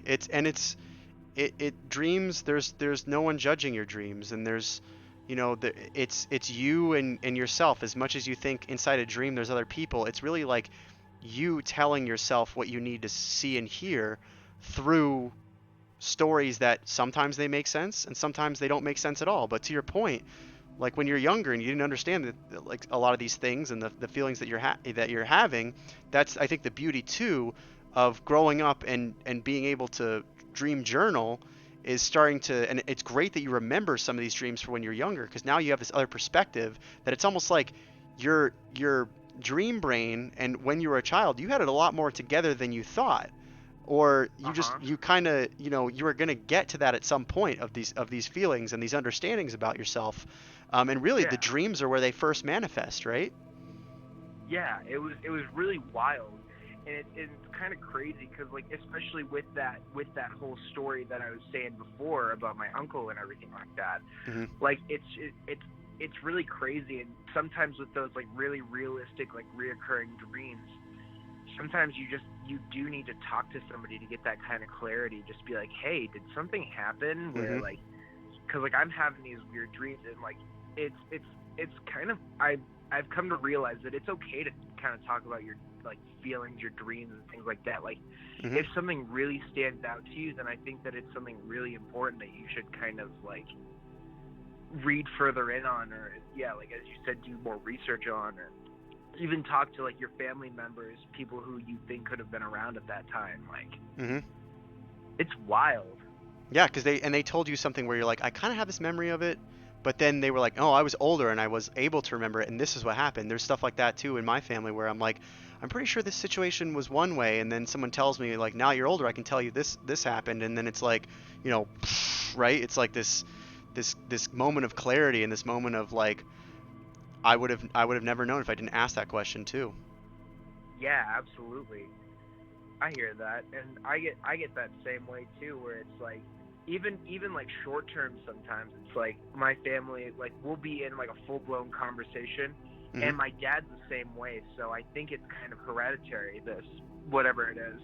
But I'll have a conversation with my family about something or other, and I'll turn around and say, like, something completely different, like, thinking that's exactly what we were talking about, and they're like, wait, like, hold on, I said something completely different, like, I don't know, kind of, it's a really weird disconnect. Mm-hmm. And so, like, it's just kind of weird how the human brain works, and how you can, like, remember some things, forget some things, and, like, or just kind of how it works. Mm-hmm. I I don't agree. know where I was going with that story. No, I'm following. It made me think of something. There are certain things where I will tell a story of my childhood, and my parents will be like, that's about 70% of it, but you, like, made up a lot of stuff. And it's always, like, my favorite parts, and I'm like, maybe I saw it one way and I wanted it to be one way, and I tell it that way because that's the way I want it to be, but it really happened a different way. And it's like my memory kind of getting the best at me, and maybe it's something inside of me that's, like, that's kind of protecting me, or doing something to where I'm telling the story and it's, like, pretty much right. But there's parts about it that sometimes my parents are like, I like your rendition better. It makes me look like I'm a much, like, better parent than I was, or like the things that I was doing. It's like it's almost clarity for them, where, like, as a kid, like, I have these memories where I make something, I tell the story and I really embellish a piece of it that's, like, really important to me, that makes them feel good, and they were like, I was just, like, taking you to Disney World or something. But the fact that you have all these memories that, like, it stuck out in your mind, it was like all these things that it kind of, like, yeah, Ungo Ungoy is telling me you fill in the gaps with your own worldview, and really you do. It's like the things that are important to you and the things that, like, make you feel better, like, about yourself, and the things that you choose to highlight are maybe the things that other people don't see it as, like, that important or that big of a deal. So it's like, it's the little things. And I want to point out, someone else in chat just said, thanks for sharing all that. I admire all the work you've done to work through all your all those thoughts and emotions. That was C. Kling said that. I would echo the same thing. There's a lot of, I feel like, I want to get back to this dream, but it was really good hearing about all those things that you're talking about and all the kind of realizations that you come to. And it's working through emotions, and I think this dream has a lot to do with it. If you want to keep going on it. Yeah, 100%. I'm down. So I have the woman on the tube that I now know is, someone who is lost forever. Yeah.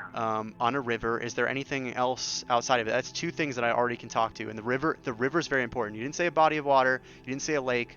From what I just looked up from rivers, like, a river is something that's really important. So we'll keep going. What else? Is there anything else you can remember from it?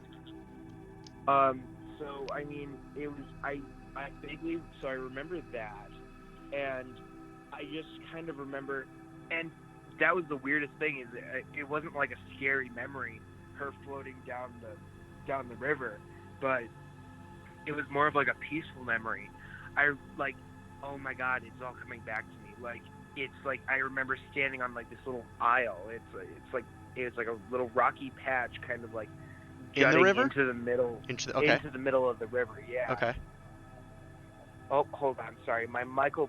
So I set this thing so that my Amazon Echo will play a Michael Bublé quote every once in a while. So automatically, one device in my house will play a Michael Bublé quote at any given time. But I like anyway, that. getting back to the topic at hand, I just remember being on this little aisle and just kind of like relaxing with like my family and just watching this girl go down the lake. But it wasn't like a hasty thing. Like it wasn't like a bad memory or anything like that. I just remember it being like really peaceful, and I just remember like hanging with my family and everything just being super calm and mellow. Like it was like it was something that I took and kind of made into a good memory. Yeah. Which like overall it was, because like I didn't realize that person had passed on or went missing. Like it was very much like a good feeling memory, and it's just so wild. And a big thing that you were saying, like we kind of perceive things different as children, is I feel like we have such a jaded yet like structured worldview as a child, because like you don't want to see the killings and things like that on the news and in the media. Like as a kid, like that stuff isn't really what you want to hear as a 2, 3, 4, 5-year-old. Mm-hmm. Like it's very much like a kind of cotton candy and rainbows worldview for quite a few people, and I can definitely see like why some memories just feel so much better than they do, like, or so much better than like what they actually were, because it's like, oh, the girl floating down the river in the tube, I just remember her because like it's just something that was happening. It like there wasn't any like deeper meaning to it other than she was just there. But yeah, deep in the back of my mind, I think I just had that thought about it, because I do. There were like fire crews that came once they couldn't find her, Mm-hmm. and I think that was the thing that kind of triggered in my mind. But like that was something that I completely left out of the dream, because like it's not like it's a fun part, like looking for somebody or like people in distress. Like the things that we decide to, or the things that we kind of filter out, not even like purposefully, but like just the things that accidentally get pushed under the rug that you don't realize that do can just be crazy. I agree with you, and the part that sticks out too is like when we're kids, we add filters to things, I think, because even in these times, I'm like, has it always been this bad? And I just like chose to block it out as a kid because we don't want to think about that, like I grew up through 9/11, and I remember the first thing I did was I just went to my friend's house and jumped on the trampoline. It's like I just had to get my mind off the fact that just happened, and that's how I dealt with it as a kid. And it caused me anxiety, and Columbine and a lot of those things that happened. And it's like there's always these really terrible events, and I think as kids we make up our own ways to either block it out or try to get beyond it, but it's still there in our minds. And maybe that's where in the dream, like, whereas when you're awake you can avoid it. I'm an avoidant person. That's my attachment style, is I'm avoidant. But I think in my dreams sometimes I have these really emotional dreams that I don't think about these things when I'm awake, and it's almost like my dreaming brain is telling me, you're not able to think about this when you're awake, much like when you're a child, maybe you're not able to come to terms with seeing someone who is missing, and you've kind of blocked that out. But in your dream, that person that's floating down the tube, that was like your brain's way of saying, this person is kind of gone and moved on, and they're lost forever. Yeah, absolutely. I almost think, it almost feels like the reason that she was floating on the tube was like it was supposed to be like a sign to me for some reason. Mhm. And like I know it was definitely for a deeper meaning that I didn't really understand until I got older, but like it was almost like a sign to me to kind of speak up or like talk about it. Mhm. But I never really thought about it that way. I just kind of thought it was like one of those weird dreams. Mhm. But it just like it was when it started coming back every once in a while that I was like, huh, this is kind of weird. And because I vaguely remember having it at least like 5 or 6 times throughout my childhood and even early adolescence.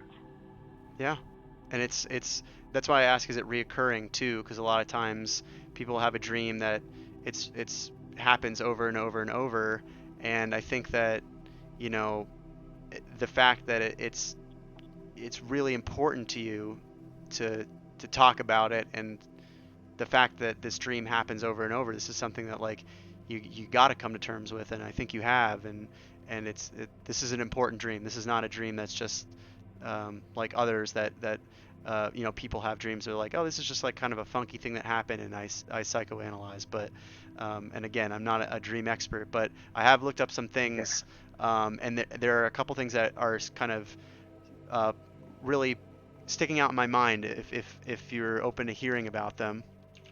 Of course, absolutely. So first one is the river, um, and that stuck out in my mind because we've been talking a lot about water. There's a lot of water in dreams. Sometimes it's a suffocating thing. Sometimes it's below the water. We talked about earlier with one of the callers, where water was like an uneasy feeling or like a pressure. In this case, a river symbolizes the flow of your life and the attitude that you have while going through the courses of events. So it's interesting that not only is this river in your, you know, it's in your dream. You're not in the river, but there's someone else in the river. I still feel that this river does represent your life. Um, and obviously the woman in the tube is this woman who you know is lost. So I think that this river does represent your own timeline, and your own courses of events. Um, but that also, I interpreted this as a sunny day. You said that it Come on, was a hey, very spit in my nice mouth. day. I'm a It's wicked. goddamn wreck. Thank you so much Yeah. for following.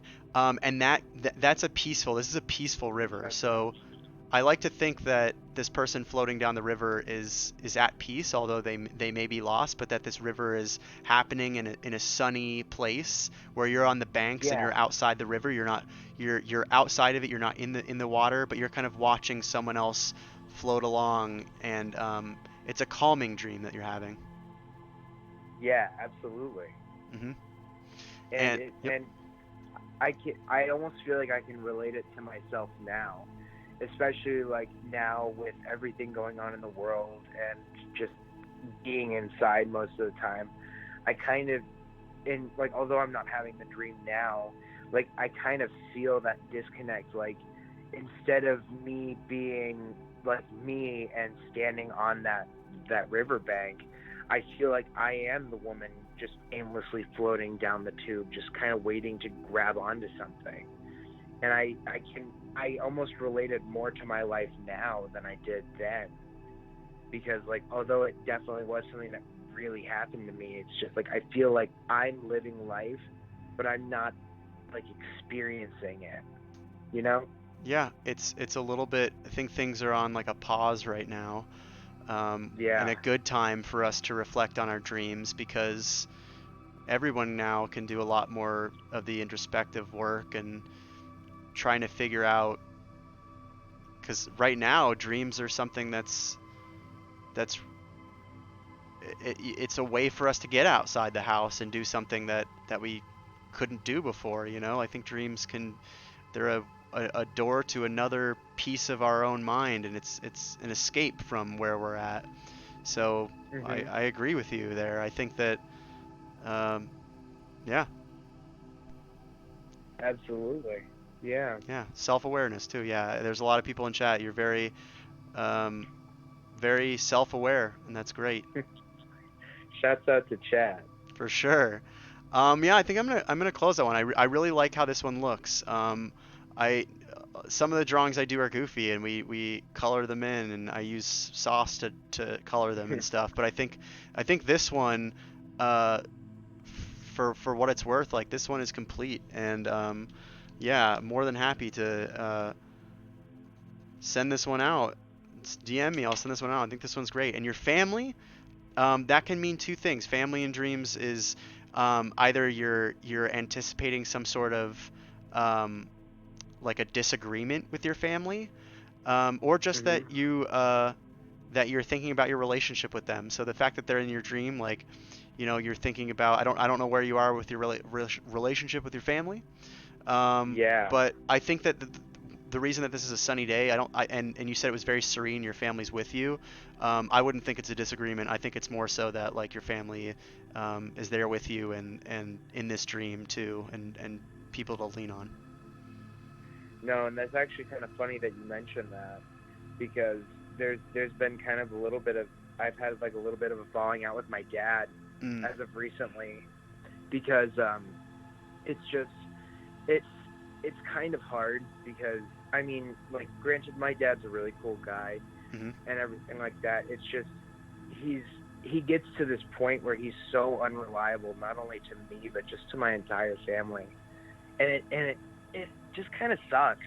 Mm. And it's to the point where, like, I can't count on him to be like anywhere that I need him to be, and it's kind of wild. Not only, like, not that I had these dreams, but like that I mentioned them to you tonight, and that you're telling me all this now, because I feel like it was meant for me to mention this to you, because that's definitely something that I'm kind of been thinking about recently.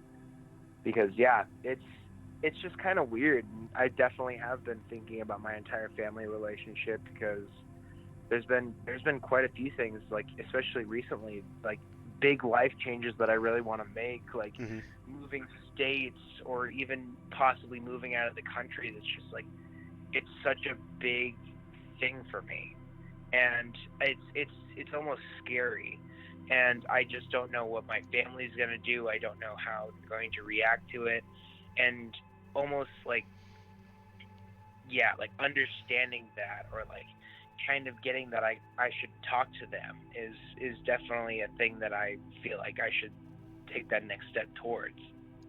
Yeah, and I think that, yeah, self-awareness has been mentioned in the chat, and I think that that's part of growing up too. I do the same thing with my parents, is like kind of seeing how um, irresponsible they can be now, and have they always been kind of irresponsible about things, or is it just that we're getting older, and we're realizing that our parents and the people that raised us, we're starting to become more self-reliant and kind of smarter than they are at this point, and that's tough for us to come to terms with, right? Because at this point, um, I always want them to be there and have the answers, but now I'm at the point now where like I have to have the answers, and I have to kind of be the Yeah, person. So, absolutely. and then always in the future, you think about those moments too, because there are the things that you don't like about certain people. So I just got out of a relationship, and it was like the things that I had shortcomings with, or the things that I didn't like about this person, or the things I didn't like about myself in that relationship, was like, I won't do it again in the future, or like the next one that you have will be better, or like, when if you choose to have children or be a mentor or whatever you're gonna do in life, to Hmm. take the things that you didn't like about some of the people where they weren't there for you, and then you're like, I won't be that person, I'm gonna be better than that, and that's kind of like your own story and self improvement, and how that's part of your river and your growth in this story. Yeah, absolutely. Cool. I Well, I'm man, Yeah, this has been good. This was a really good one. I really appreciate you letting me yeah, draw this one for you.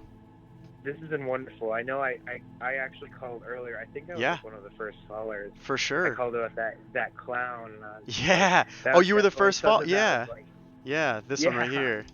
that was Christian, right? definitely something Yeah. crazy. Yeah, Yeah. but That was more the crazy dream, yeah. it was definitely nice to kind of connect, because like I don't really know how to talk to a lot of people about this kind of stuff, Mm. but it's kind of nice just to kind of let my thoughts go, and like actually talk to somebody, because like although I've had therapy and stuff like that in the past, it really just helps to kind of openly talk to somebody about this kind of stuff. For sure. And I'm not a therapist. I'm just a friend. And I'm like, we Oh just yeah, met tonight. absolutely. But like, and I'm a dude who just likes to draw, and I like people. This stream started as, um, like people would just say, oh, I want to see this, and I'd mash up a bunch of things. Like someone was like, I want to see this was a potato metamorphosis into like potato wedges or something. Like it just started out as like, or this was a sock that sold shoes, right? Or like like it just started off as kind of nonsense, and I wanted to do this dream interpretation stream, and I thought it was going to be kind of goofy. And I do know a lot about dream analysis. I read a lot about it. But the more and more I realize this tonight has turned into, like, I mean, some people want to be goofy with it and tell a story, and then some people are like, I just want someone to talk to, and I think my dreams mean something, and they definitely do. So I think this stream is like, it kind of has the whole gamut of like fun and positive vibes, down to like some real interesting and very real stories that I think come out in your dreams. Yeah, Wholesome man, chill stream. absolutely. But I'm here for you, man. You gotta come by in a couple other streams or something. I'm live Wednesdays and Sundays. I think Wednesday's kind of a more goofy stream, but I might keep doing this call-in dream interpretation stream. But this last one was really fun to do, and poetic and beautiful. Yeah, absolutely. I actually came over from the Gex stream. Oh, Gex streams, nice. I think it was Wednesday or Friday. Yep. Or no, it was Wednesday, and I really just kind of enjoyed just hanging out, and it seemed like a really fun environment. Yeah. You seem like a really cool guy, and I really I enjoyed the stream for sure. Cool. I'm glad you liked it. I'm gonna be doing Thank more you of them. Yeah, absolutely. I'll be a devoted follower. Very cool. Yo, thank you so much. Absolutely. You have a good one. It was good talking to you. You too. You too. Get some good sleep. Get some good sleep. I will. C. Kling says, I like Moneyworms because he can do a nonsense stream and also an eerily beautiful stream that nails it both times. Exactly. This stream, I didn't think it was going to become what it did, but I'm really glad that it did. It kind of first, again, started as like, I'm just going to draw your dream, and then we'll like goofy come back from it. But I think that there are people like, no, I want to talk about this dream and like what it actually means. And I'm like, I have to respect that. It's not always a joke, and it can't always be comedy. Sometimes it's poetry and it's fun stuff. So yeah, same, exactly. Redmond, if you're still here, it's fantastic. Yo, much love. Exactly, Christian. Redmond Berry, I really just, I didn't want to interrupt that dream sequence that we had, because it was I just wanted to let it go. I didn't want to sidetrack too much. Thoughts on lucid dreaming? While dream is about talking about that this is a dream. Why do we still believe dream imagery is symbolic and metaphorical to be interpreted like a painting? I think that there's a couple answers to that. I think it in much in the same way that we say, like, why do we psychoanalyze? I think that you just saw it right now. It was like, it really opens up the conversation to start talking about things. And yes, there's a dream compendium that says if your teeth are falling out, you're anxious, and you can choose to believe it or not. But I think the real beauty is in talking about it, and talking about it with other people, and then having just another perspective on it, and having someone weigh in on it, and just you can start from a place of, let's Google what a big cat means in a dream. Have a pleasant, sweet dreams, everybody, for sure. Ungoy, thank you so much for calling in. You had some awesome dreams. Go call your parents. I'm gonna call mine. This dream is seriously amazing. The dream analysis and mixing that with art is such a cool idea. Small Starry, thanks so much for coming in the stream. Again, good night for sure. I had a different idea of what this was going to be based on like my drawing streams, but this one has been definitely like the most fun for me. I really enjoyed it. Can you show us the tube noise that you use every night? Of course. It's like, those little things. It's like meow, meow. You know what I'm talking about? Those little like tube things that you flip over. That's what I use. I don't know. I always keep those fresh in my mind. It might be a different colored one every night, but it still makes the same sound, and it's still roughly the same size. All right, so let's go through. I'm gonna close the phones at this point. I'm definitely a little tired. We're gonna go through all the ones we drew. This one was requested by Christian. It was a clown that kind of kept visiting. I didn't know what Christian looked like, so I drew him without a face, which I think is pretty good. Love those. Yep. I love those things. Exactly. Everybody knows what they are. This one was fun. We kind of dove in a little bit into what clowns were. I don't want to, you'll have to maybe go back and watch the VOD to see the final, what the dream meant. This one was from Jam and Bean. I do remember a few things about this one. I was also a little nervous for this one because that was my first call. I didn't know if the audio was working and everything. This one was drawing Jam and Bean kept having this dream where he's trying to use the bathroom, and every time he opened the door, it was just another door, and he just kept opening doors, and it was the same hallway, and he just wanted to use the bathroom. And then he looks down at his hands, and they're saws. But I did ask, do you feel like you're panicking at all? No, there's no panic. He was very specific, green walls. I think those are calming walls. And then I made the suggestion, if you could lucid dream, instead of trying to open that door, use your saw hands and cut through the wall and see what's behind the wall. That door is misleading you. But also that not done with this drawing. There's no resolution in it yet. Mostly because you still can't get through the doors, and this was a recurring dream. He's been having it since childhood. This was, I think his name was Jake, he said he called. He also had a recurring dream of him running away from a king of diamonds. And then he also got to bust down those walls. Yes, you do, Jam and Beam. It's still the good hours over there where you're at. Can't let them hold me back. You don't want them to hold you back. This one was a recurring dream that green walls are definitely mean something. They did. It's like calmness. If they were red walls, I wanted to ask, like, are they red walls? That's like discomfort, and yellow can actually mean like anxiety, and that's why they don't print tests in yellow. This one again, yeah, Jake. His second one was that he was running from people with guns, and I think the biggest thing was this: we saw a lot of growth in terms of he keeps having these dreams where he was running away from something that like a card, right? A card isn't it was goofy, and that's when he was younger. And then he has a more recent one where he's in Nicaragua, where there are bandits that are chasing him with guns, and then he goes to like a small home that's unfinished with people in it. So the biggest thing I realized was similar style of dream, but that he's filling in the pieces, and as he gets older, he's kind of remembering more, and like the pieces are kind of filling in around him, but it's still unfinished, and hopefully as he ages more and more, that house will become finished. This was a crazy one. I believe this one was Ngoy who got off. It just led me on this giant journey of being in this prison where the ground was spaghetti, and then he eventually meets up with his grandmother, and then he ends up in Disney World. Exactly, spaghetti. The spaghetti was some things that are maybe you're entwined with, but also that you made it out of the jail, so you're kind of you're free, and also that the grandmother is the entanglement, exactly, but also that your grandmother is a warm figure and a comforting figure.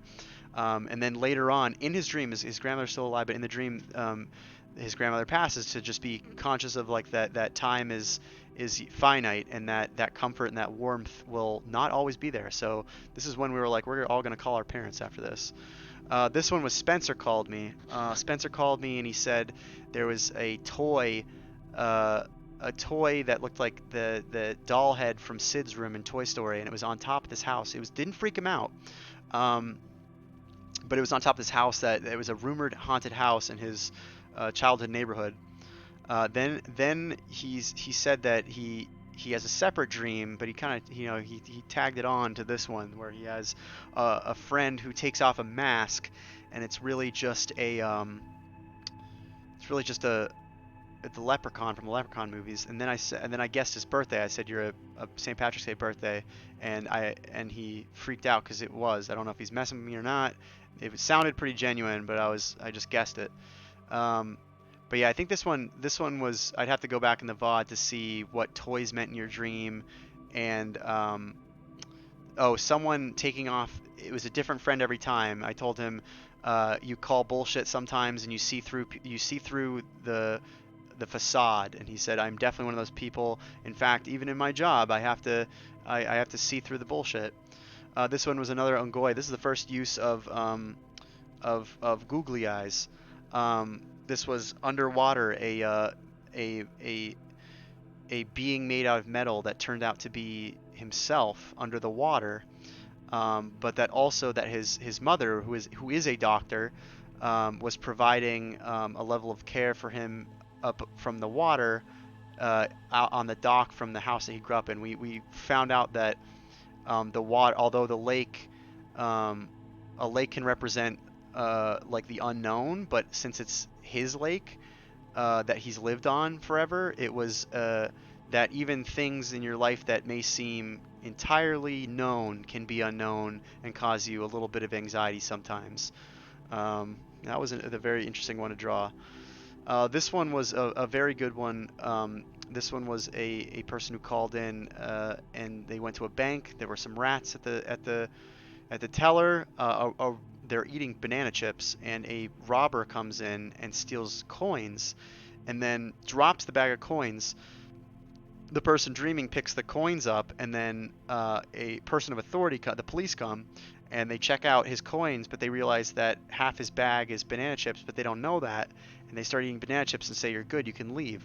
I think we realized that they didn't have to get the coins by force like a robber, and that robber kind of ended up getting caught by the police. They're thinking about wealth even though they're in school, and that they're lucky. They're a lucky person. I said, "Do you consider yourself lucky?" "Yeah, I am lucky, actually." Blah blah blah. Because it was luck with authority, and the fact that he chose a banana chip instead of a coin. This was C. Kling was talking about her dream from childhood. I'm going to do the ones that I drew in food later when we voted on food stuff. This was C. Kling, thinking about they remove a panel in a pool, an indoor pool, and as they're going through this channel, it gets smaller and smaller. This is really where we got into lucid dreaming, and I said you should learn how to do it, go back to that moment, but you don't want to finish it yourself, because then you're just writing your own story. What you want to do is understand that you can make yourself smaller, but that you'll find the end of that tunnel, and it will be the end of the tunnel that you wanted to find when you were 5 years old. This was another great one. I don't remember I don't remember the name of the caller on this one, but this was a person running through space and turned into a giant cat, and there was also a mention of Mars. We figured out that, space was in kind of the uncharted territory, but that they felt comfortable enough to be there. They were not suffocating. They turned into a large cat, which symbolizes you're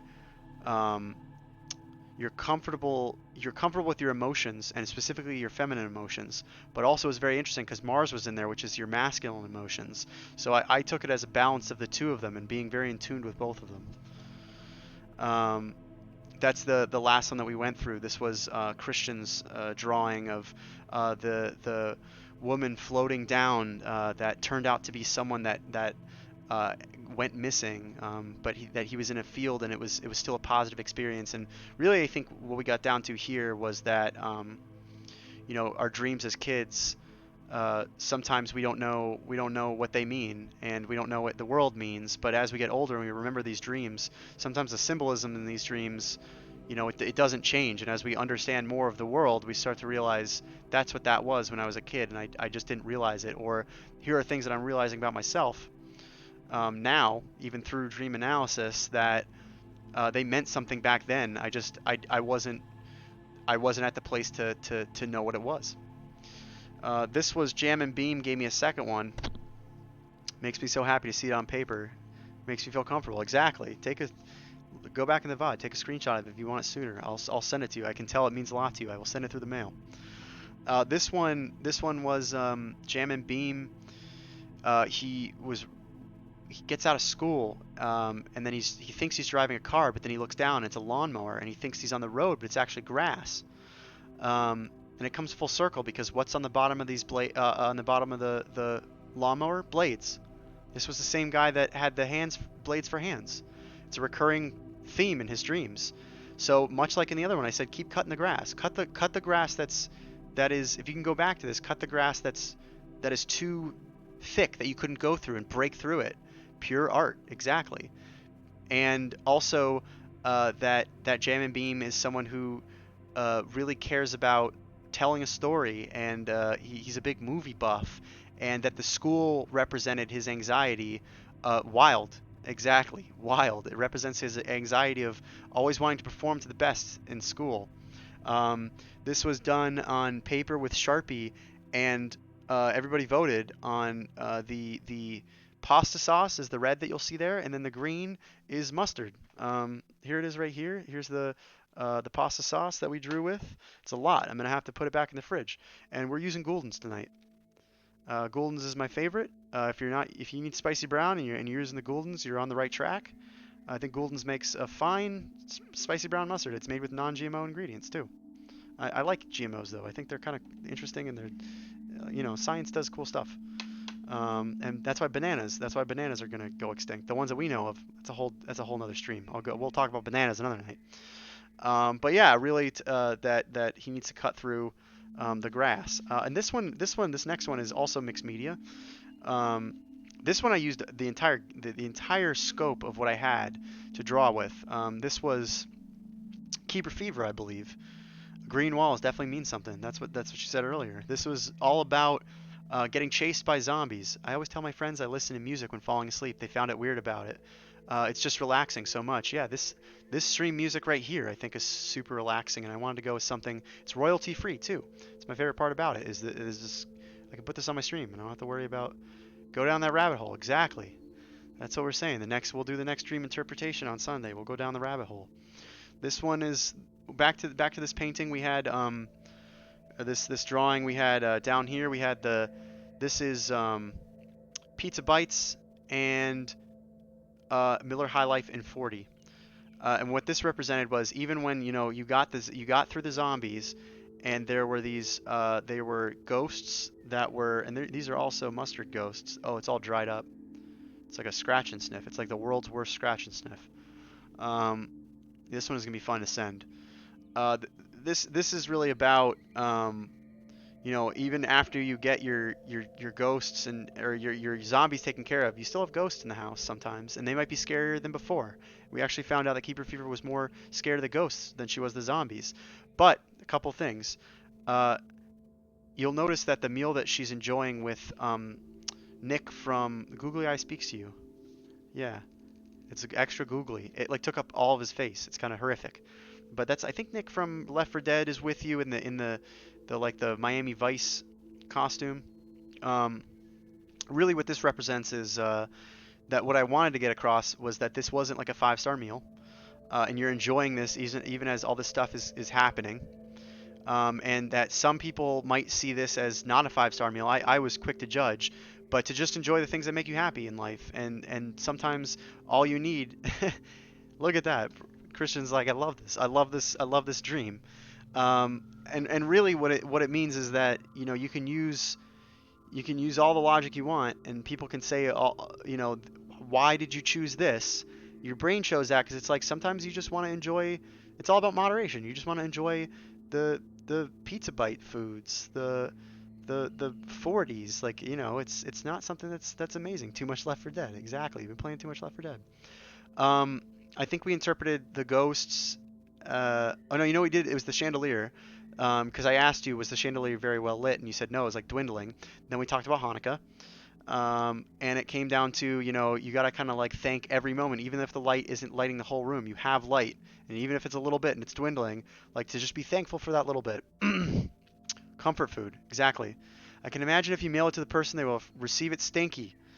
Yeah, it already stinks. My room smells like pizza and mustard. It smells like Coney Island in here. I've never been to Coney Island.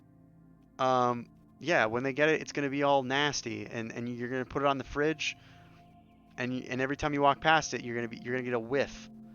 But I think it makes sense, and I liked how we voted on what to draw with, and it was just the nasty food items. And also we got to use the crayons a little bit. I got to highlight with the crayons, and that kind of rounds it out.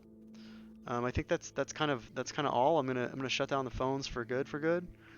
Um, yeah, we'll go back to this screen just because I made it tonight. I made it in like right before I went live. I was just proud of it. I like it. It's like this underwater kind of thing with a little worm on it.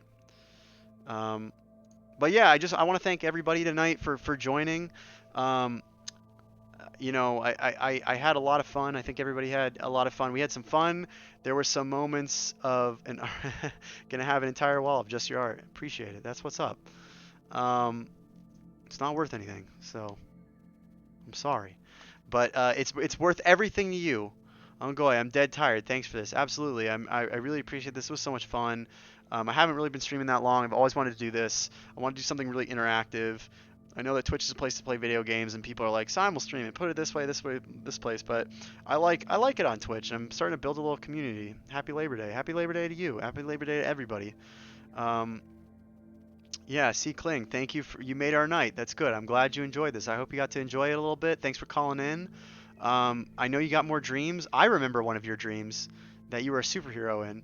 Um, so, we can go down that route too. Next day we'll reach 100 followers. That's what I'm saying. Like, we're gonna reach all these followings. It's just gonna be fun. I'm not plugging my socials; they're up there. If you want to follow me or not, you don't have to. I make you can tell when I'm live. You're gonna have dreams of these dreams tonight. Jam and Beam. The one thing I would tell you in your dreams, if you find yourself with some sort of blade for hands, or whether you're on, cut through the walls. All right, cut through it physically, emotionally, metaphysically, and symbolically. Cut through the walls, because you're gonna get to that bathroom. You're not supposed to open the door. You're supposed to cut through it. I love the stream. Thanks for everything. Chagall, for sure. Thank you for stopping by. And if you got to call in, thanks for calling in. Um, you know, I'll have the call-ins next time. But thank you everybody for this amazing night. This was really fun. I'm definitely gonna start reading more and more. I'm gonna slice and dice. You gotta slice and dice it. I'm gonna start reading more and more about dream interpretation. I'm gonna work on uh, lucid dreaming. We're all going to work on lucid dreaming. Start that dream journal. I want you to, that's your homework. Go get your dream journal out. Um, Start writing down your dreams and then bust it out and come on the phone lines and be like, I got everything. Much like everybody here tonight had very specific things. It's the specific things that I can single out and be like, all right, this is in your dream. I'm going to look it up. Or this is water. I know what water means. Or I know what this means. I know what that means. But yeah, it's been fun. It's been real. It's been a real good time. Dream Journal Squads. So glad I randomly stumbled across this stream. How'd you stumble across it? You just in the depths of just chatting? I'm really glad you did though. I really appreciate it. I seem to get like a new squad all the time. My first stream was like all my friends, and now it's like I'm branching out and meeting new people, and that's like that's the best part of it. I hope to see you again. Exactly. But yeah, for sure. You guys follow me, and everybody follows me. I got some new stuff. I'm constantly iterating my stream. I'm adding like new layers to it. I got the voting mechanic. It's not always going to be a draw stream. I think we're going to like try to make stuff. I'm just trying to make like one of the most interactive streams that there is on Twitch because I believe in it. I love video games too. I might even play video game one night, and I'll leave the phone lines open. We can just talk about video games, or like we'll just do some crazy stuff. But with that, peace. Get your dream journals going. This has been a Moneyworms production. This was a recommendation for me. Awesome. I'm glad. I'm glad that somebody recommended this for you. Some things written down in my notes already. Definitely. C. Kling, for sure. Definitely. Yeah. Enjoy it. Everybody sleep well. That's what I'll end it with. Sleep well. Have some good dreams. Get those dream journals going. And sweet dreams, everybody. Yeah, that's a great way to end it. Sweet dreams, everybody.